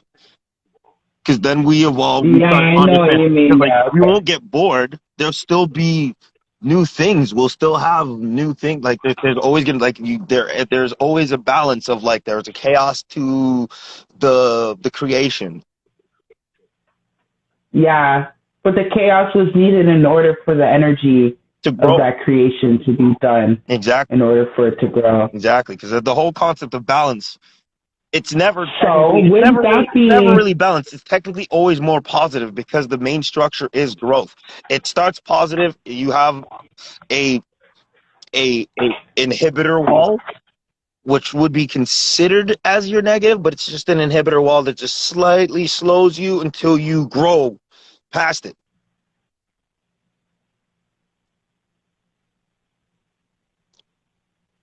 The aim is literally, as you were saying, it's like expansion oh, is the creator of new paths. expansion is the creation of pathways. There we go. Expansion is the creation of pathways. In order to expand, you have to have a threshold of, you have to have a problem. There's always going to be some variation of it, but as we evolve, our problems that we have here on the planet between each other and situations on Earth will lessen because there are many bigger quote unquote problems, but it's like math. It's all math. Like if you to make it easier as a thing to make it not seem so negative, it's like Yeah, it's a dealing math. with the micro problems. Or not even. It's like it's just it's a mathematical equation that we're trying to figure out. It's just some math we're trying to figure out. We're just trying to figure out what the equation is. Once we figure that out, okay, cool. Now we can solve the problem. So it was never really a problem per se. It's just we just had to figure out the equation to solve something.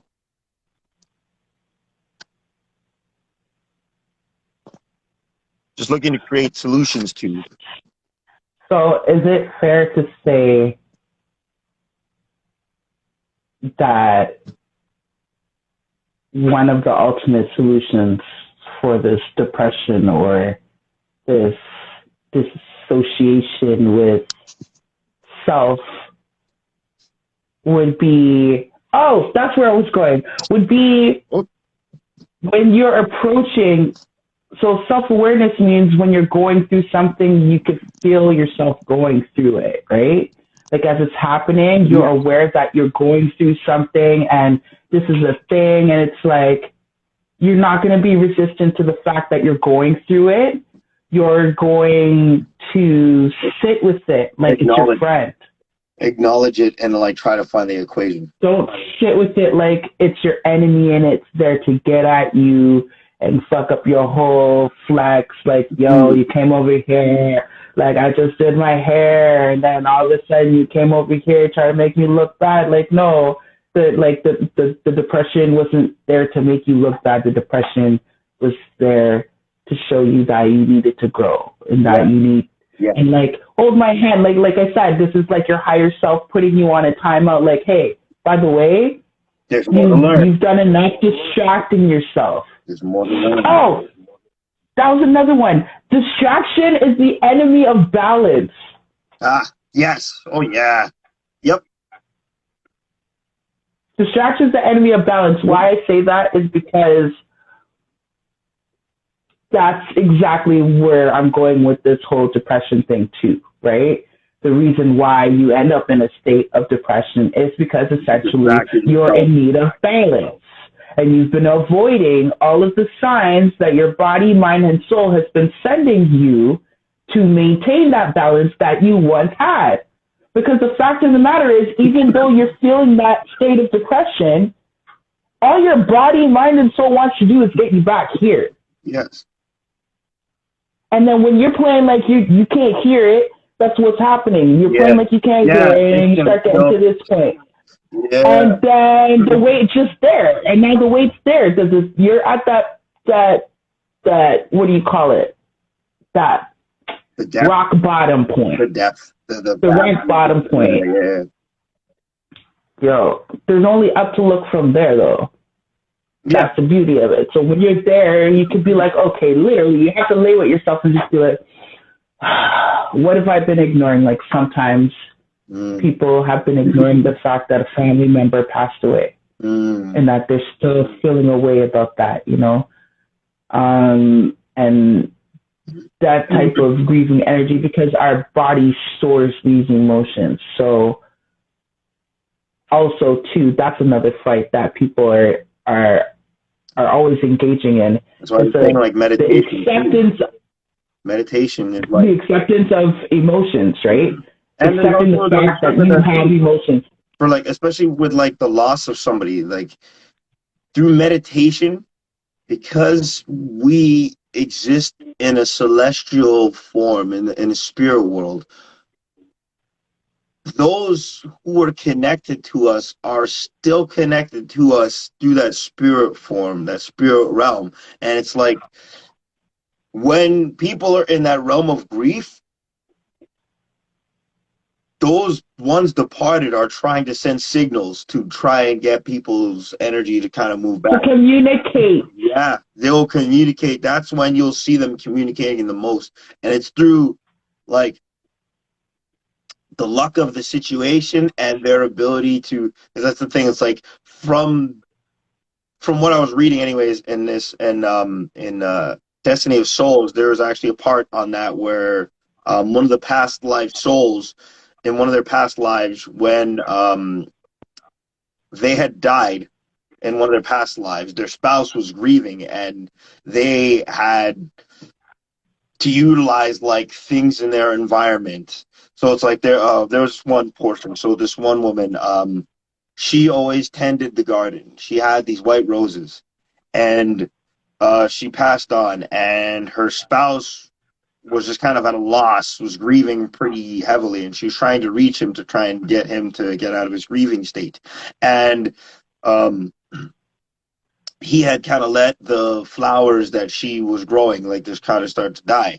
And one day he's just walking out, and her in her spirit form, while he's walking outside, her neighbor had been growing some roses, like normal red roses, and he caught a glimpse, or he got a whiff of the smell of the roses. Her spirit form created a trigger moment through that. That was her way in to send a signal. She's like, okay, boom, I can use roses because he knows roses. This is going to be the process of getting him to get out of that grief state. Okay, boom. So got him to smell. smelled the roses. She sent a signal to him, boom, the roses. And it kind of gave like an image of her. He looks back at the rose bush. Oh, the rose bushes are dead. Huh. Maybe I should go rebuild these roses. Okay. And like that would help him breathe because that would connect him to her, which would help him kind of get his energy back. It's her way from the spirit world of helping him breathe without him going through the meditative process. Like that's their struggle from the spirit world of trying to assist us here. Our method, which would be easier, is if we meditated. But it's like he goes to the flower store to go get flowers to kind of grow the bush, but they only had red roses. And so he's just like, whatever. He's just like, yeah, sure, I'll take the red roses. But she grew white roses. So it wasn't proper for him to have grown the red ones because it wouldn't have been her. The whole idea is that bush was white roses, which was her. So he had gotten that, went home, and she had sent the signal to the one lady at the flower shop because the lady at the flower shop had noticed that he was there. So she sent the signal to her to have white roses. So she ended up going so that lady ended up going to another flower place to go get the white roses and bring them to him. And he's just like, white roses? What the hell? And like, boom, we've gone. That's the spirit form. That's the spirit world showing you and sending you that message when you're grieving. But I think it's like the world,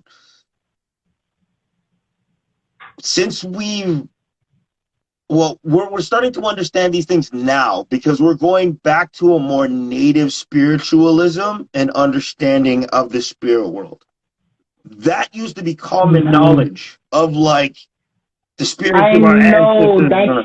That used to be common knowledge. Is the I feel like that's the imbalance of life. Like that's one of the biggest imbalances of life right now is that we are not connected to our ancestors. Ancestors just means family that lived before us.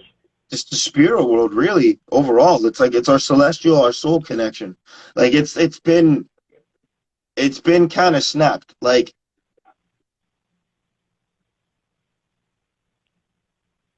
what I think like what has created that imbalance is like the dark side of religious indoctrination, or like the dark side of religion, which is religious indoctrination. It took away from the spiritual connection and it turned it into like this spiritual dogma, which is like backwards to the spirit world, which started slowly cutting off people's connections to the spirit world, which only can last so long because we are all connected to the spirit world. Like people who didn't believe in spirits and this and that were like tripped out when they were seeing like paranormal activities, and they're like, yo man, there's something about that movie. And it's like in a way, yeah, there is something about that movie because like we understand that there is something with spirits, there's something with spiritual resonance, there's something with energy, there's an energy form that we can't fully comprehend, which means that there is another thing. It's like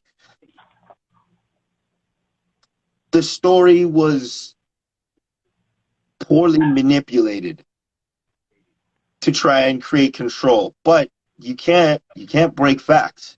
Even if we can't definitively prove it, or people have taken this long to get to a point where we have a little bit more definitive proof. It's like you can't break the facts. The spirit world is the spirit world as it is, and it's something we all know. Something tried to change that and it didn't work. It will never be able to work because the spirit world is something that we are from, we came from, and we are of. That is a basis of our energy. It's a basis of our being. It's our celestial connection. That's what I feel like this is too, right? Like I feel like this is that same thing. This is that balance. Those people that know and they go to those extremes of literally taking like large amounts of people's lives at one time. You know what I mean? Where there's like genocide, when things like that happen. These are individuals that are very aware of that spiritual battle. Yeah. And it's almost like a smack in the face to the spiritual realm. Like, it's almost like they're trying to be like, how many people can we get to send to the spiritual realm and out of this physical realm? Maybe we can just be the only ones in this physical realm and send all of these people to the spiritual realm. It's almost like there's this like grandioso mentality behind even the way they go about trying to create synthetic wombs and shit. Like, yo, like there's creation was made a certain way for a reason. Like, if you try to change certain things that are of natural order but like to life. It's again, like that's what I'm saying, like both can be true. It's just about the why and the when. If people were able to understand, like, I think like something like that isn't necessarily a wrong thing as long as why it's being done is understood by those who are going to do it. So it's like, it's like that, like you can't get that house farming thing until you've grown some plants. So if someone's going to try and go through this, then it's like you have to go spend some time taking care of children, newborn babies. You gotta work in that field. Like, let's say it's somebody who's like worked in that field and was raising children and was. Well, that's essentially the biggest problem. The biggest problem is that the reason behind why it's being created. The reasons why it's not so much the thing involved, right? I got to download not a couple years back, actually last year, that might sound a little bit outlandish or whatever, but it made a lot of sense to me. And as a woman who has created and like experienced the energy of like knowing who I am and why I'm here, there's this sense of like wanting to delete emotion and human. Right? Because if we have an emotionless human, then they would do whatever we want them to do. So in a lot of different things and aspects in our society, and I need this to be a very obvious point to you, okay? When you hear the term emotion, I need you to think of woman. like indefinitely within even yourself. Yeah. When you hear the term emotion, you need to think feminine energy. Yeah. Because that's also one of the biggest reasons why our planet is in the state that it's in, is because internally, that self-awareness that needs to be developed within the masculine mind, the one that's trying to control everything, that knows deep down inside that you are a part of the program, but you are not to necessarily control it like that. Because there's a bigger force that's, so to say, I think it's the balance between the movement. I think it's still a realm of balance between the two. Absolutely, there's a balance between the two, but there's a huge imbalance on one end right now. That's the thing, is like between the man and women thing, there's been a mega imbalance. Men have been dying for so long trying to keep women and children alive, to the point where we're like, we don't want to die anymore, so we're just going to make sure that we just don't, because we're learning to just make shit not kill us anymore. Now, we're way past that, though. Not really. Women and children. Not really. Well, the environment we're creating a lot of the problems. But it's like the environment still kills us. That's the main thing that we need to worry about. Yeah, but we're doing that. The environment was killing us. The solution of survival, in that sense, survival has definitely extended. And the only reason why it seems like it's so small is because there's still so many people trying to do destructive things that's actually interfering with the longevity of survival for humanity, right? Like, you know, if we were all thinking a certain way and doing things a certain way, we'd be able to live like, we'd probably be like, damn, shit, it's time to leave yet. Damn, I'm like 120 years old. I feel like it's time to kick the bucket.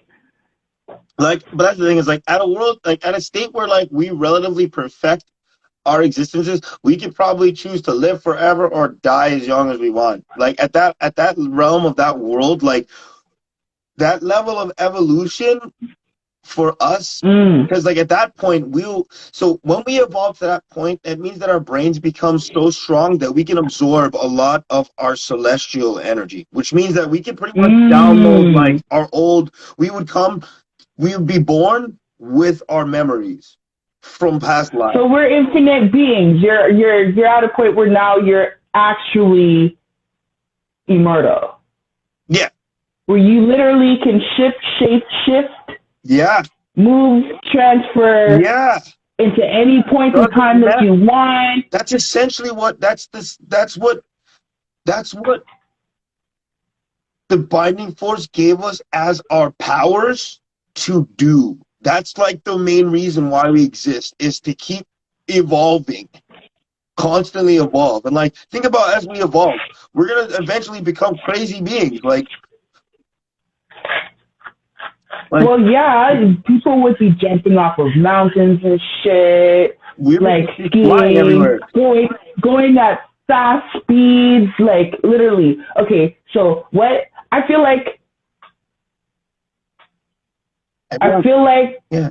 The ultimate, like, resistant factor is fear. Fear. It's fear.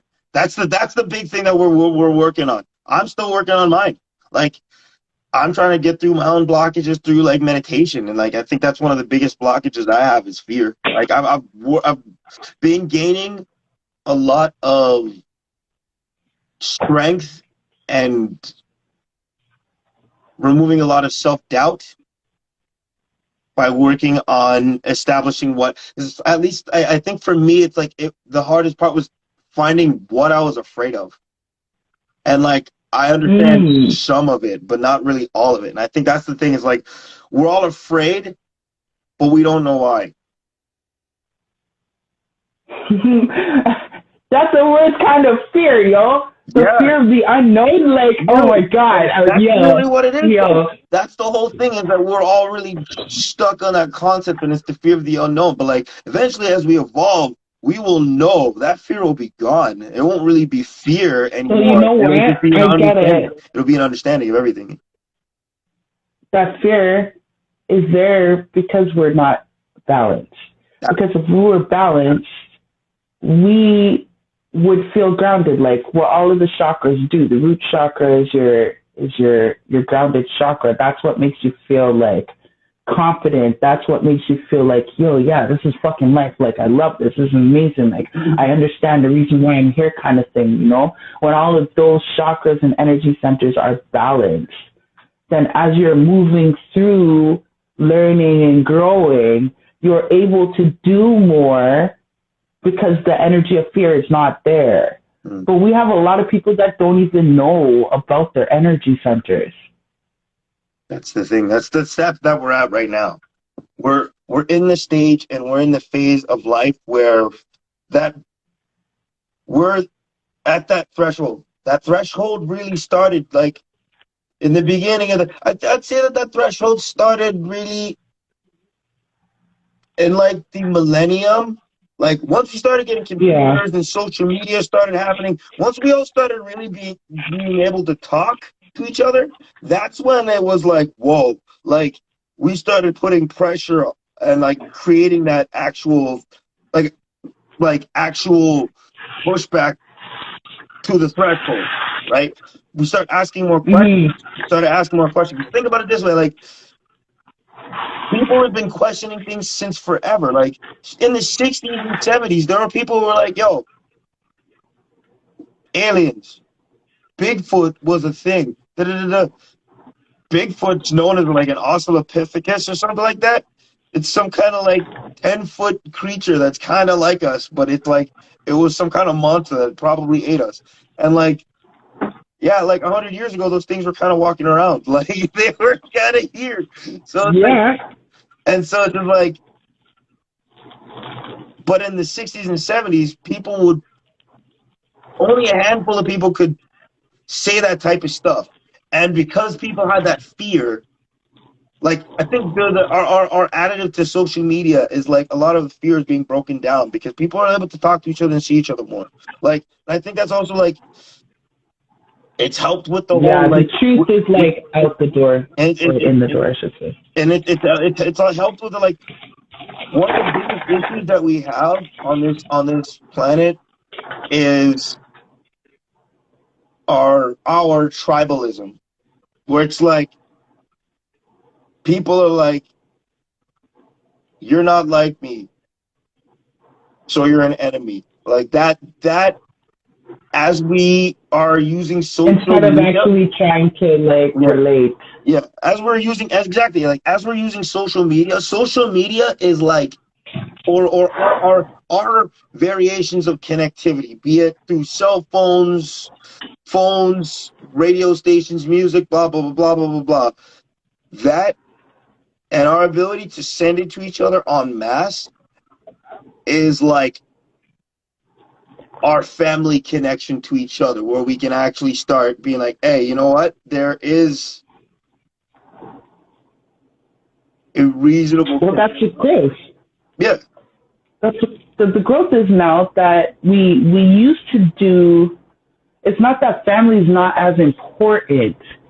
Family is still just as important, but now we can do all of the things that we want to do and still get to include our family with stuff too. Like, yo, my mom's all the way in Niagara Falls. We can extend our families now.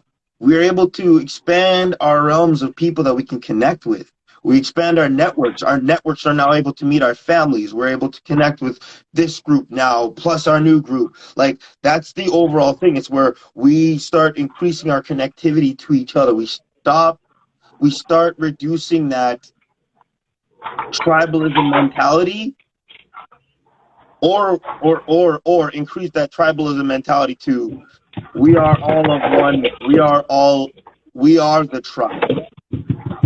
We are the sentient beings that exist on this planet. We can mate with each other. All right, cool. We're all the same then. Like that would be the point where it's like there's no such thing as a like, because like I see it now. Racial issues are starting to slowly like racial issues are on the decline. Like, because the thing for me too, it's like I don't mind jokes. Like, racial jokes are funny. If they're good jokes, they're friggin' hilarious. And I think in that process of evolution too, that like I think we will become stronger in that sense that like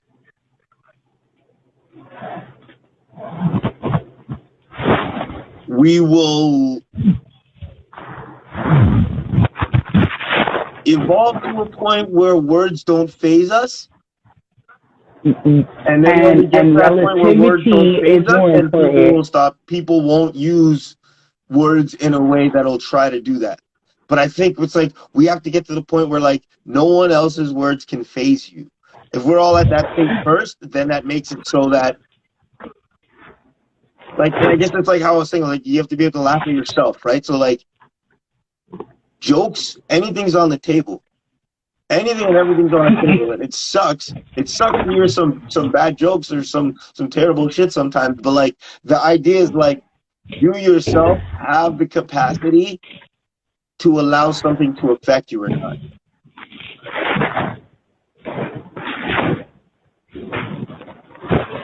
And if you don't let it affect if you don't let it affect you, you infect everybody else with your strength. I feel like if people were to go about things with that general understanding that everything is in relation to itself, even if they're different, even if they look different, they smell different, they act different, there's still and relativity that's there that people need to focus on more than anything else. Okay, you actually zoned out for a second there. I missed the main word of what you said. Okay. So I feel like if people were to focus on the fact that they all relate one way or another, even if there are things that are different, then that would be like the conqueror of racism. The complete understanding of relativity. Yeah.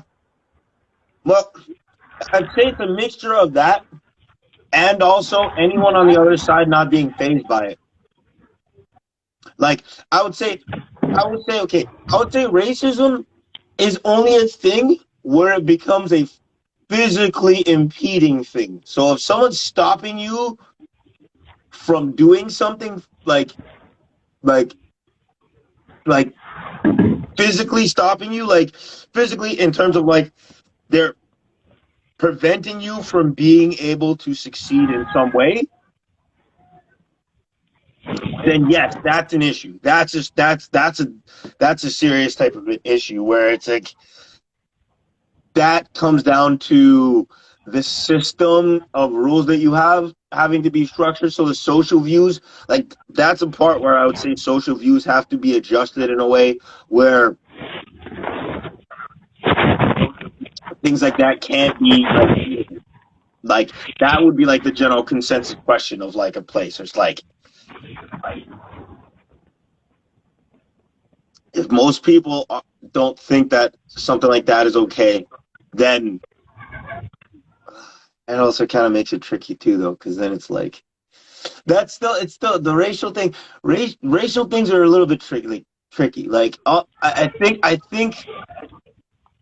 it has to start from not being affected by it on the lower tiers. So like not being affected by the non-impediment method. So it's like if someone were to say something, I think that has to be established by any race that's being contained or being like aggressed on in a verbal form. Because like if no one felt like if somebody like that's the way you look at it. It's like if somebody tried to make you feel a type of way for whatever your race was, if you were completely unfazed by it, they probably would stop thinking that way. They'd be like, well, this doesn't work on them. So then over time, they would just not see whoever that was as in anything because nothing that they do phases them. They just be like, okay, that's what you think. All right, and just walk off. Like anyone who keeps that type of mentality of like that type of negativity will break. Like when they see that it doesn't work, because like remember, like things like those they usually stem from internalized issues of those individuals. Like the concept of killing someone with kindness. Essentially. Yeah, essentially. Like it breaks down at the root because generally people are not dicks. People who are generally dicks now were kind of programmed to be dicks. And they aren't doing a good job of not being dicks. That's really just all it comes down to. Because, like, we all have the choice to do good shit and bad shit. That's kind of the point of why we exist, is that we have those choices. But some people in certain situations take the easy way. And that's kind of the whole topic of why we're saying for everything. Like, the easy route The easy route's like to give everybody that thing that plant box that grows a plant for you. You can only get it if you go and farm, grow your own plants for a year. You know how to do the thing, and you can pass on that skill. You can have this thing that'll grow plants for you on its own, type of thing, right? Yeah, But you yeah, have to. yeah. You can't just get the easy way. You gotta do some work. No, there's definitely going to be work. So the work itself is what creates the energy, right? Like I think For we're the kind of growth in to that process happen. right now. I think we're in that process right now. Like I'm noticing that like of people like because I used to always have that kind of outlook myself of like no one can say anything racist to me and it will do anything to me. If anything, it'll just make me laugh and be like, ha, that's all you got. Like that's it. Like on a verbal level, that means nothing. If it's taken to the another step, then that's a different ballgame altogether. And that to me, like that's Yeah, if it goes to hatred. yeah, and that to me is like that has nothing to do with me. That just means that this person has completely lost themselves. And like I am just the Yeah, catalyst there. I'm being used as a catalyst in a situation. So it's like it has nothing to do with me, which is where it's like, yeah, I happen to be used as this person's thing to vent on, but it wasn't even me. It's just this person is just hurting. So that like on my end, like I can actually look at that with compassion. yeah, absolutely. Yeah. That's like the keynote to Yeah. that Like granted, movement like right there. in a situation like that, if I had to fight somebody and it was like all that crazy, yeah, I kick the shit out of them for sure. But that's just because it's like we're in this moment where we're fighting. I'm gonna fight you. And with the state of how I can also perceive someone's mind is like that to be at that state, I'd be like, I would worry for my own safety that if I lost that fight, like my life may be like at risk. Me being in that fight with that person, my life is at risk. Like I think that is an issue of like certain things. Like that's an issue that exists within America, and that's like kind of why their systems also kind of collapse because like they have like they have a lot of verbal, but they also have a lot of physical, and that's where it's crazy. That's where it's crazy, where there's a lot of physical. So yeah, That's why there's a lot of like, people are allowed to have guns. yeah, dead ass, and like stand your ground type shit. That's crazy, man. That's like the number one thing that's fucked up down there. Yeah, Is you can get a license and then you can own a gun, and then anybody can have a gun. Like, yo, you could be wandering one day, you literally maybe just putting the most random situation. I'm not going to say you, yeah, but somebody could be randomly walking through, someone's backyard, not knowing because they were abandoned somewhere, and next thing yeah, blast.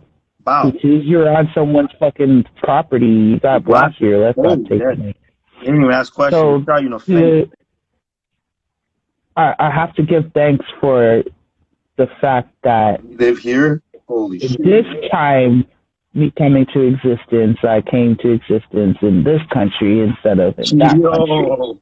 That ass. That would have been a different life. That would have been a much different life.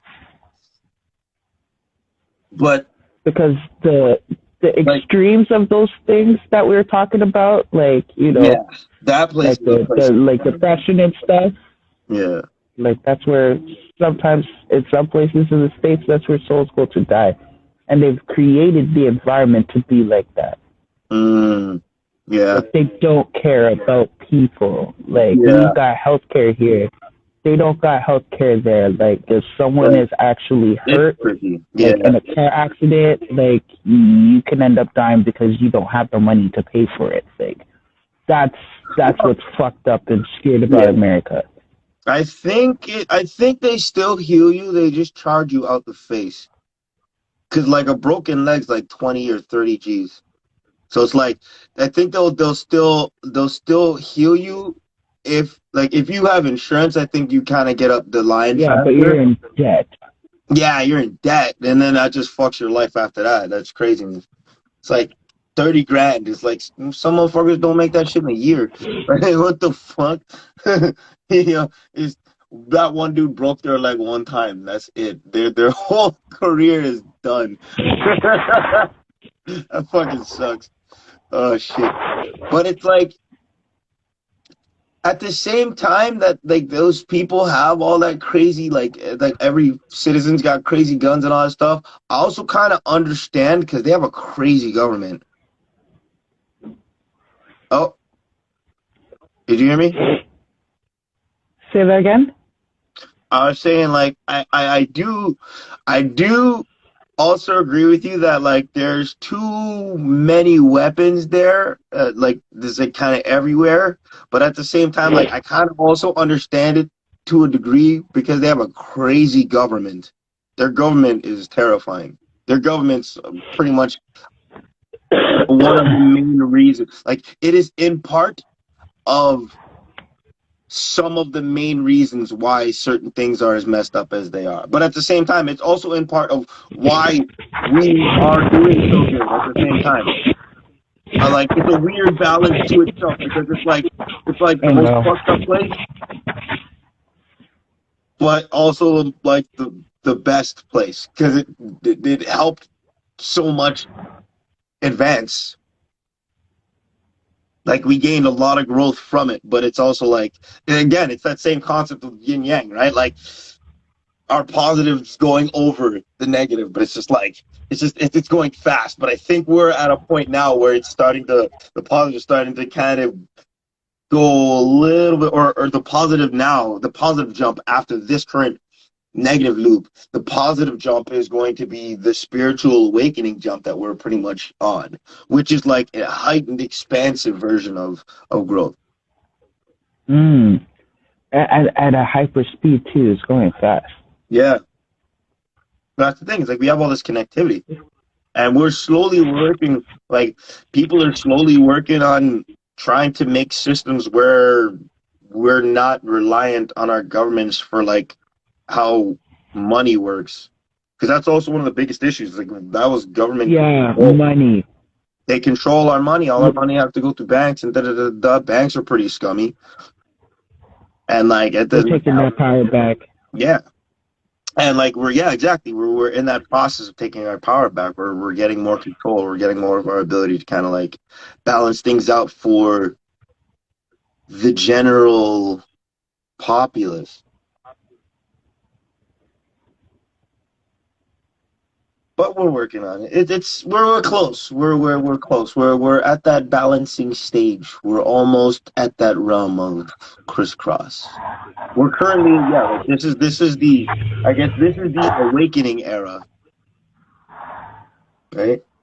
To give this name to this like batch of like a decade would be this is the awakening era from like 2020 till like everything that expands after this 20 from 2020 to 2030 there's going to be so much changes. There's going to be a lot of changes, a lot of things are going to change. 2040 is going to be nuts. It's going to be like it's going to be like exponential growth pretty much at that point in 2040 because like think about how fast things are going now. And like we've found out in the past like 20 years, we found out so much stuff like aliens, all this stuff. Like the alien thing, that stuff was like there was proof in like 2008 actually. In like 2008, that's when they came out with when they actually had like most of the stuff.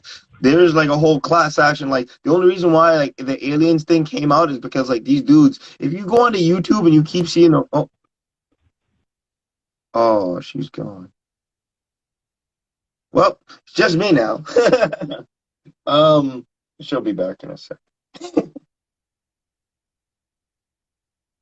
Wait, what? Oh, wait, I'll wait for that one because I don't want to boost it. It sounds like she's still there though.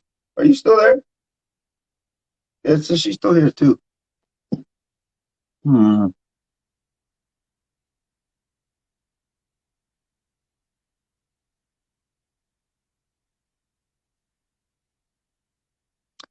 Well, all right. I will re-add her.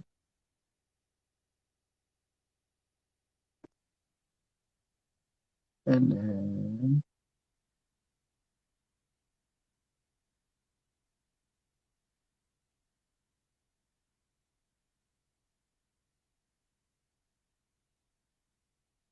Let's see if that worked.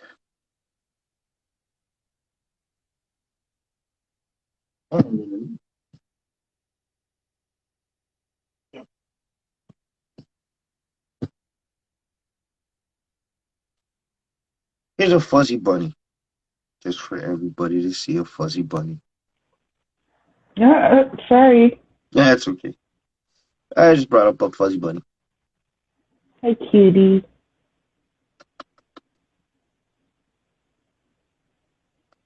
Cutie. I give her kisses. She gives me kisses. My hand away. Oh, my little Baba. But yes, what was I seeing? Something about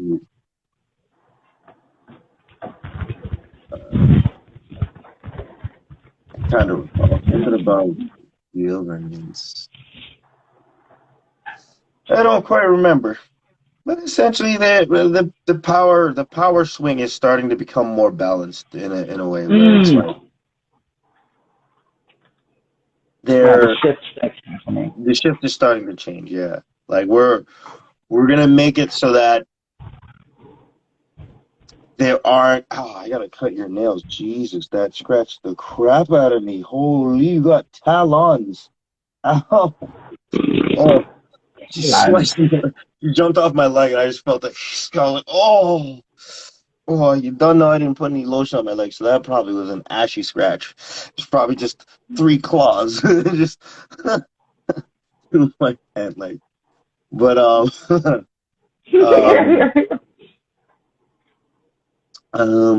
yeah, like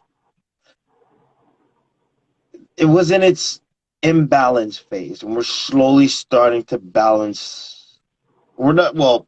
We're slowly reaching that event horizon moment where it's like we hit that event horizon and just loop over. And it's gonna be a crazy rapid exchange too, because there's so much. Yeah, that's what I was trying to say. If you're seeing like on YouTube those like advertisements for like Gaia.com or whatever, and like it's just like a dude, then they're talking about, and like the first thing it says is like, and we were meditating, and like we looked through the camera, and the first thing we saw were these aliens, and da da da da. Like those dudes have been on this alien like thing. These are the guys why all the information about the like ET's aliens came out, because they've been doing this stuff since the 90s, from before then. From way before then. These guys are like recording all kind of, like they have all this kind of stuff, and they're recording all kinds of stuff, and then they're like, you know what, the government's not letting stuff get out, so they're like, you know what we're gonna do, we're gonna start doing whatever. And then these guys started doing next level stuff. They started communicating with aliens. They started meditating, doing group meditation sessions and sending out signals, and they started receiving signals. So like these guys are like, yeah, like we got it. Like they actually have a big there. That's Well, why.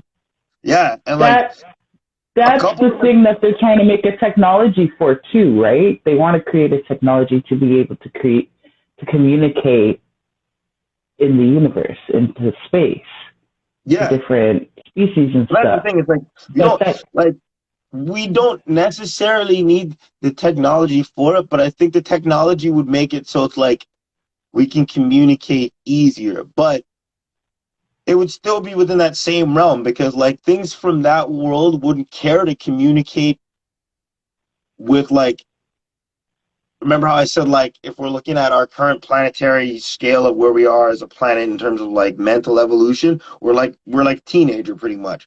They don't want to talk to teenagers mostly, like the smarter ones, because the smarter ones, most of them, like the general idea is like anything that's less smart than us we're not going to talk to. Anything that's more smart than us we're going to talk to, and anything that's smarter than us is way smarter than us generally. So it's like they don't care. They're like all elders gonna try and talk to 15-year-olds. They're only gonna care really if we talk to them through meditation, because then it's like we've learned to focus our minds well enough to communicate with them, so they would respect us communicating in that way. I was talking yeah, to them using it's a the more bunny. intimate way of communicating Yeah, too, right? like that exact. And them talking to us via devices and things like that would probably we would do that after, Because it would be like you would be able to get that device kind of the same way as you'd be able to get the plant thing, right? It's like you can only get this device to communicate with ETs and whatever if you can communicate with them through meditation. You can make it Mm-hmm. easier, but only if you learn the skill. If you learn the skill, then you can utilize the the the, the ingenuity. There are the ingenuity. Mm. Exactly. If Okay. you can learn the skill, you can utilize the ingenuity for it. Or create it yourself. Because like at the same time, like if you made the thing to do that ingenuitive thing to communicate with them, I think that would be just as respected. Because you yourself would have put in the work effort to create the thing to communicate with them without doing it the other way, they'd respect you for doing it that way. So it's another balance form where it's like It's if like an you honor system of some sort. yeah, right. Like if you were able to create a device that could communicate with ETs, they're not going to say no. They're like, you put in the work to communicate with us. We respect that. We rate that. But they're not going to sit there and you like the person who creates that thing is not going to give that to everybody generally because they're like, I put this work in. Like I made it myself. Like, and if everyone was able to figure that out also at the same time, like everyone was able to make that like it just generally wouldn't happen in the same way it's like anybody can make anything theoretically. There's instructions to make almost anything online. Only a handful of people actually make stuff though. Only a handful. Well, The less people, the better, right? yeah, like when I say a handful, it's like definitely yeah. It's like 1/64th, maybe less than that, 100 and something of the populace that actually does do anything of that degree, like that would make stuff. Okay. Like not like ingenuitive making stuff because like there's nothing wrong with like creative like expression, but it's like an artwork like a Michelangelo David artwork's a beautiful artwork, but compare that to like a sewage system. Sewage system wins pretty much, right? In terms of Efficiency for what okay, yeah. So it's like there's not okay. like I'm not trying to shit on the artwork, but it's like if you had to choose between the two, do you want the ability to have a functioning water toilet sewage system or a beautiful artwork? I would say that Definitely the sewage system. yeah, yeah.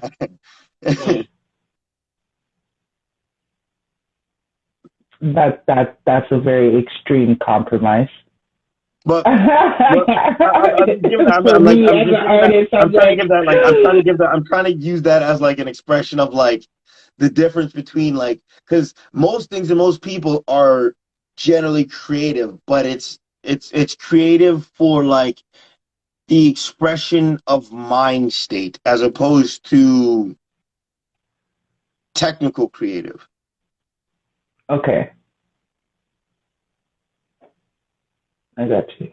Yeah, like even like art in itself is a form of technical creative because like I don't know like it's still kind of like a blueprint for the thing and I think they work you can both of those people work hand in hand to make things because like an architect is different from an engineer.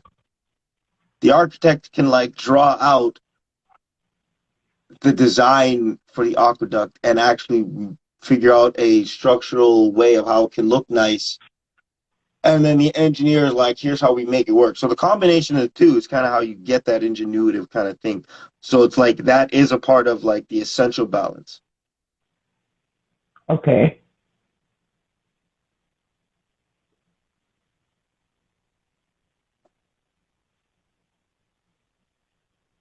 But I guess there is no well. I guess because the main point is like for anyone who's going to be the idea of the amount of people who would make a device like that to communicate with anyone from there, from extrasensory life. Like generally, they would want us to communicate with them via meditation, finding your own self balance, because it requires humbling yourself so that when you communicate with them, that there's more respect and the message can be received and perceived a lot better. So, like, if every human had the ability, like, to be honest, they probably could listen to our cell phone conversations if they wanted to. They probably could focus in on like the frequency hum that is made from the cell phone, so that they could probably be watching this podcast right now via ultrasensory control. Like their brains are at a level where they can perceive this because they can just kind of focus in on the hum. Yo, I'll tell you something. Whenever I bring my singing bowls outside and I sit down on the grass, I usually do this in the spring or the summertime, and I ding it, especially if I have the bowl on the ground, and I ding it and I ring it and it hums like through the whole like field. Yo, I always get this like this just a little bit eerie sense that something greater really heard me. You know, like not like in the sense of like spirit, like God, but like something out there or something closer than the spirit world. Like closer. The thing is that I was just gonna say that it actually feels really close. Yeah. I'll dive a little bit deeper, okay? One time, it scared me so bad. To the point where I packed up my stuff and I left. I was just like, that was intense. And I was on like a ganja break. I was taking a break for like a month or something, and this was like my celebration day, you know? I'm sitting down in the grass. I'm gonna go meditate. I'm gonna light up this pre-roll. You know, extra sensory, fam. I sat down. I had all my stuff there. I lit the spliff. My music's in my ears, and I'm just like cross my legs, and I dinged the first one, which was a root chakra ball, and I started rotating the ladle around the rim, and I'm not lying to you, like I felt the ground under me where I was sitting. I'm not making this shit up. I wish I could have like somebody was there with me to actually witness the shit, but like the ground underneath me was like shaking, bro. Like I don't think the ground itself was shaking. It felt like an energy. It was a very strong energy, and it was coming from the ground underneath me, but it was coming through me, through my root chakra, and like. So it was an area. It was the whole area, but you were right at the epicenter, so you can feel it all shaking. That means it surrounded you. It surrounded you. That's crazy. That's cool. That's awesome. Yo, I got so scared now. Yo! The current state of where I'm at right now is I'm trying to trigger moments like those. I'm trying to create moments like those. Like that's where I'm trying to get right now in terms of like my meditations, and that's also a thing too. It's like removing that fear. That fear is a big part. That's kind of like I actually dealt with it after the fact, but and I went back to that spot and I wanted to initiate that energy again, if not dive deep into the essence of what that energy had to offer me, because I folded. I withdrawed, and I shouldn't have withdrawn. But that's what you have to learn. It's our lesson. To be honest, I might have gotten just the right amount of what I needed, because when I stopped, it didn't feel, I didn't feel the sense of like, oh shit, I stopped too sooner. I should go again. I got the sense of that was enough. Yeah. There was a lot of pressure. You're like, For whoa. that moment, there was You're a like, lot of energy, bro. yeah. Yeah. Like, It's yeah, I beautiful, packed right? up my When you stuff look and I back, was it's beautiful. like, When you look back, it's beautiful, ain't it? it is. At the same time, it was Taking scary this, and beautiful taking at the this, same taking this, time. taking this, taking this. What if that was your energy and that was an external source touching your wall of energy and them showing you what you can control? And the reason why you're afraid is because your own power is scary to you. That's something that I have. That's something that I'm currently working on, is that my own power may be terrifying to myself. Deep though, right? And that's the idea of establishing a balance. When you find your balance, you learn your true strength. You learn the capacity of the truth That's within. literally my threshold right now. I want to get into it like that, put my business out online like that. But I mean, regardless of whether it's me putting my business out, it's still a story that can be shared to teach somebody else. So, Wait. Are you saying you're gonna bring a story right now? Because if you are, I'd say save it, write that bad boy down, save that bad boy for the clubhouse. We'll make you guys come to us. it's Because not I that think long of a story. I'm going to share it I'm just trying. quickly. You I'm don't looking. need to micromanage my storytelling. No, I'm just looking at time frame right now because I'm not sure what time we're at right now. We're over the time. That's okay, though. Kind of. I do have. I do have a morning. Oh yeah, I got a morning. I have a morning. So we'll wrap this up. So save that story. Unless you want to make it, you want to turbo through it, but I feel like it's a good story, so I think it might be worth saving. What do you think? You know, that time of the night, I've already forgotten where I was going with it. So we'll save it for another day. Put it in the back burner. Um, but yeah, I think I think we've established the concept and like the commutative balance. I think the overall breakdown of it is like for people to try and find their inner selves, to work on establishing a balance from within. I think that's the overall concept that people have, even us ourselves, have had moments of time of trying to understand both our light and our darkness in the world that is a mixture of chaos. And to find the truth of balance is to look within. When you find the truth of yourself, you work past your stagnant times to become an improved variation of yourself, forever growing.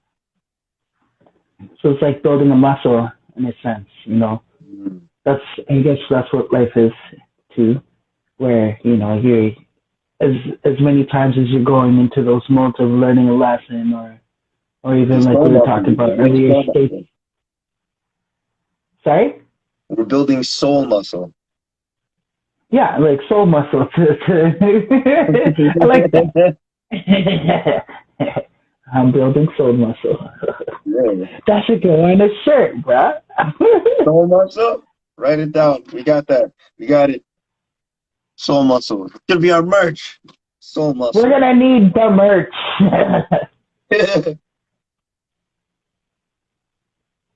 I wrote it down. I'm gonna leave it to you to make them fancy. Soul muscle. Yeah, that's not gonna be heard. My imagination has been pretty juicy lately, so. Could you do one for put a positive spin on a negative spiral? I have a cool idea for the design of it, sort of that I'll shoot the idea at you, and like let me know if it makes sense or if you could work with it. All right, sounds good. Okay. Well, then I'm done. Yeah. But yeah, Thanks we everybody. will It's a good close episode. that. I had fun. I had fun. We always have fun. This is fun. This is fun podcast. I like this. Really good. I'm glad Woo! we. This is a good one. Yeah.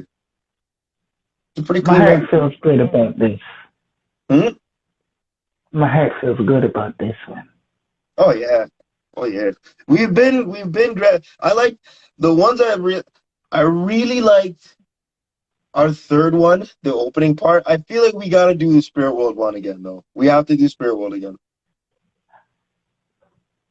We 'Cause didn't that do was like part two of that? we never finished off. No, we never fixed the Spirit World. That one was that was the one that got busted. So we gotta fix that one. I know. Well, it's like Yeah, realistically, I it's got like discouraged what for a little bit, but whatever. Like we could do that at any random time, and you know what? We'll make it some random number. Like episode 16 will be episode 3, the Spirit World, the Spirit World remade or something like that. Spirit World remake. We'll yeah, make it like that, like somewhere Spirit random. World realigned. Realize, there we go, there we go. Episode 3, Back in Spirit action. World. It came back. Spirit World strikes Ready back. for There we action. go. Back in So I action. feel like Spirit World that's back in exactly action. what's going on right now. So you know what I actually want to do? Just quick, hold on. I know we're gonna go. Hold on.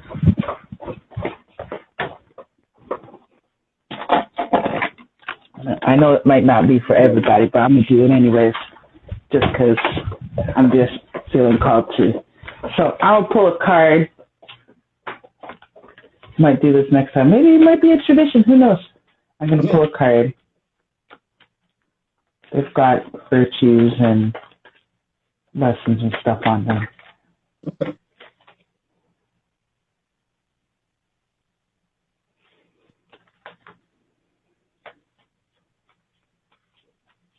I'd be down to make a segment out of something like this. Just like somewhere in the midway, we just like card time. Pop a card. Then have a Why little not? talk about it. I'm down. It's like depending on how the cards are, we can like have a moment where it's like we pull a card out and then we try to relate the card that you pulled to what we're the topic we're talking about.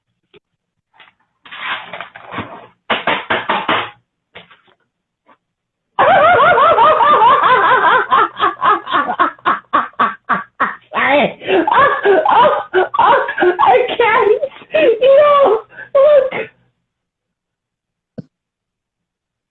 Growth, No. baby!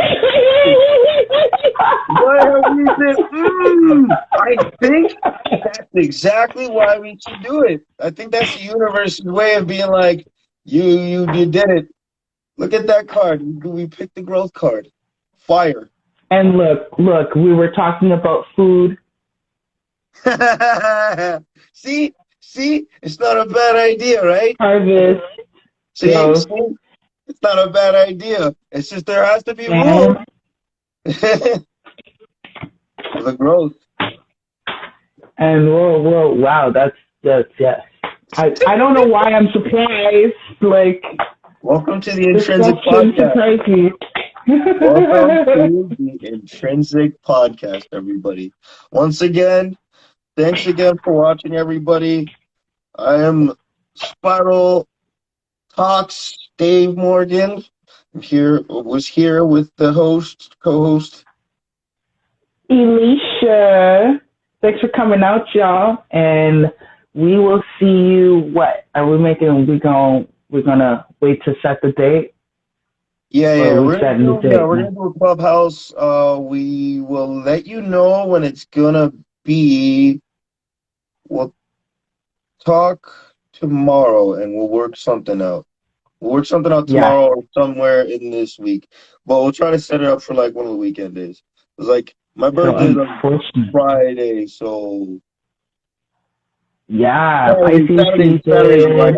Saturday's a write-off automatically. Unless I don't know. unless we'll see because like I might we don't know. I may have found some mushrooms and I may go on a very deep soul journey. So that could be a thing, and then like maybe we could do a You should clubhouse live. record it, Dave. That I would be. I have recorded one of mine before, and it's intense. But this one might be a little bit more intense. I might record it. I'll be in. But like this will be. I'll record it, but like I can't really put that. I don't even know what the rules are for something like that. Actually, I don't know. I'll record it and then I'll see. That I'll see sounds what I'll like a do. personal share type thing. Or we put it on a Patreon and be like, it was intense. Put it on Patreon, like, yo, you want to see that? That's like $2. That's $2 for that video. What? Yo, I know people that would pay for that just to watch the experience. Because you can Yeah, learn something from it too, right? that's very true. Hey, for me, I'm definitely gonna be trying to use that to learn something. I'm gonna try and use it to help me get past some of my blockages, and then also kind of mess with some of the things I was experimenting with the last time. The last time I actually had a mushroom trip, I I was messing with my ability to change the perspective because you know how they say it's like it's a perspective change, so it's like things. So this being Pause. I just want to point out that I was trying to say something earlier and we was cutting this whole conversation and now we done start a whole other conversation. yeah, I know. Sorry, I was talking about my birthday. Blah blah blah. Skip ahead. Yeah. So we'll see the thing about the clubhouse every. I You was got like, me. wait, hold on. You got I'm me. sorry. I want to hear about your birthday. We'll Huh? talk about it. Yeah. I'll let you know. I'll let you know. Like, if anything, like, if you ain't doing anything, just I'll just be on. We'll just do like a video thing and like, we'll see what we can do. Like, I can probably record us doing a personal video of us just like chilling and mossing and like me doing the same stuff anyways, and then we can just like put it somewhere anyways. Okay. But You yes, see what all right, happens. yes, all right. So yeah, thanks again everybody for showing up. It was a fun show we had today. Glad everyone came. People popped in. Saw someone just hopped in now. Sorry we're just missing you, but definitely tune in next week. This is a fun one. I will enjoy this. And we'll see you guys again next week, 9 o'clock, same as usual. Every Wednesday at 9. Good night. All right, y'all. Put a positive spin in a negative spiral. Take it easy. Hey, I say.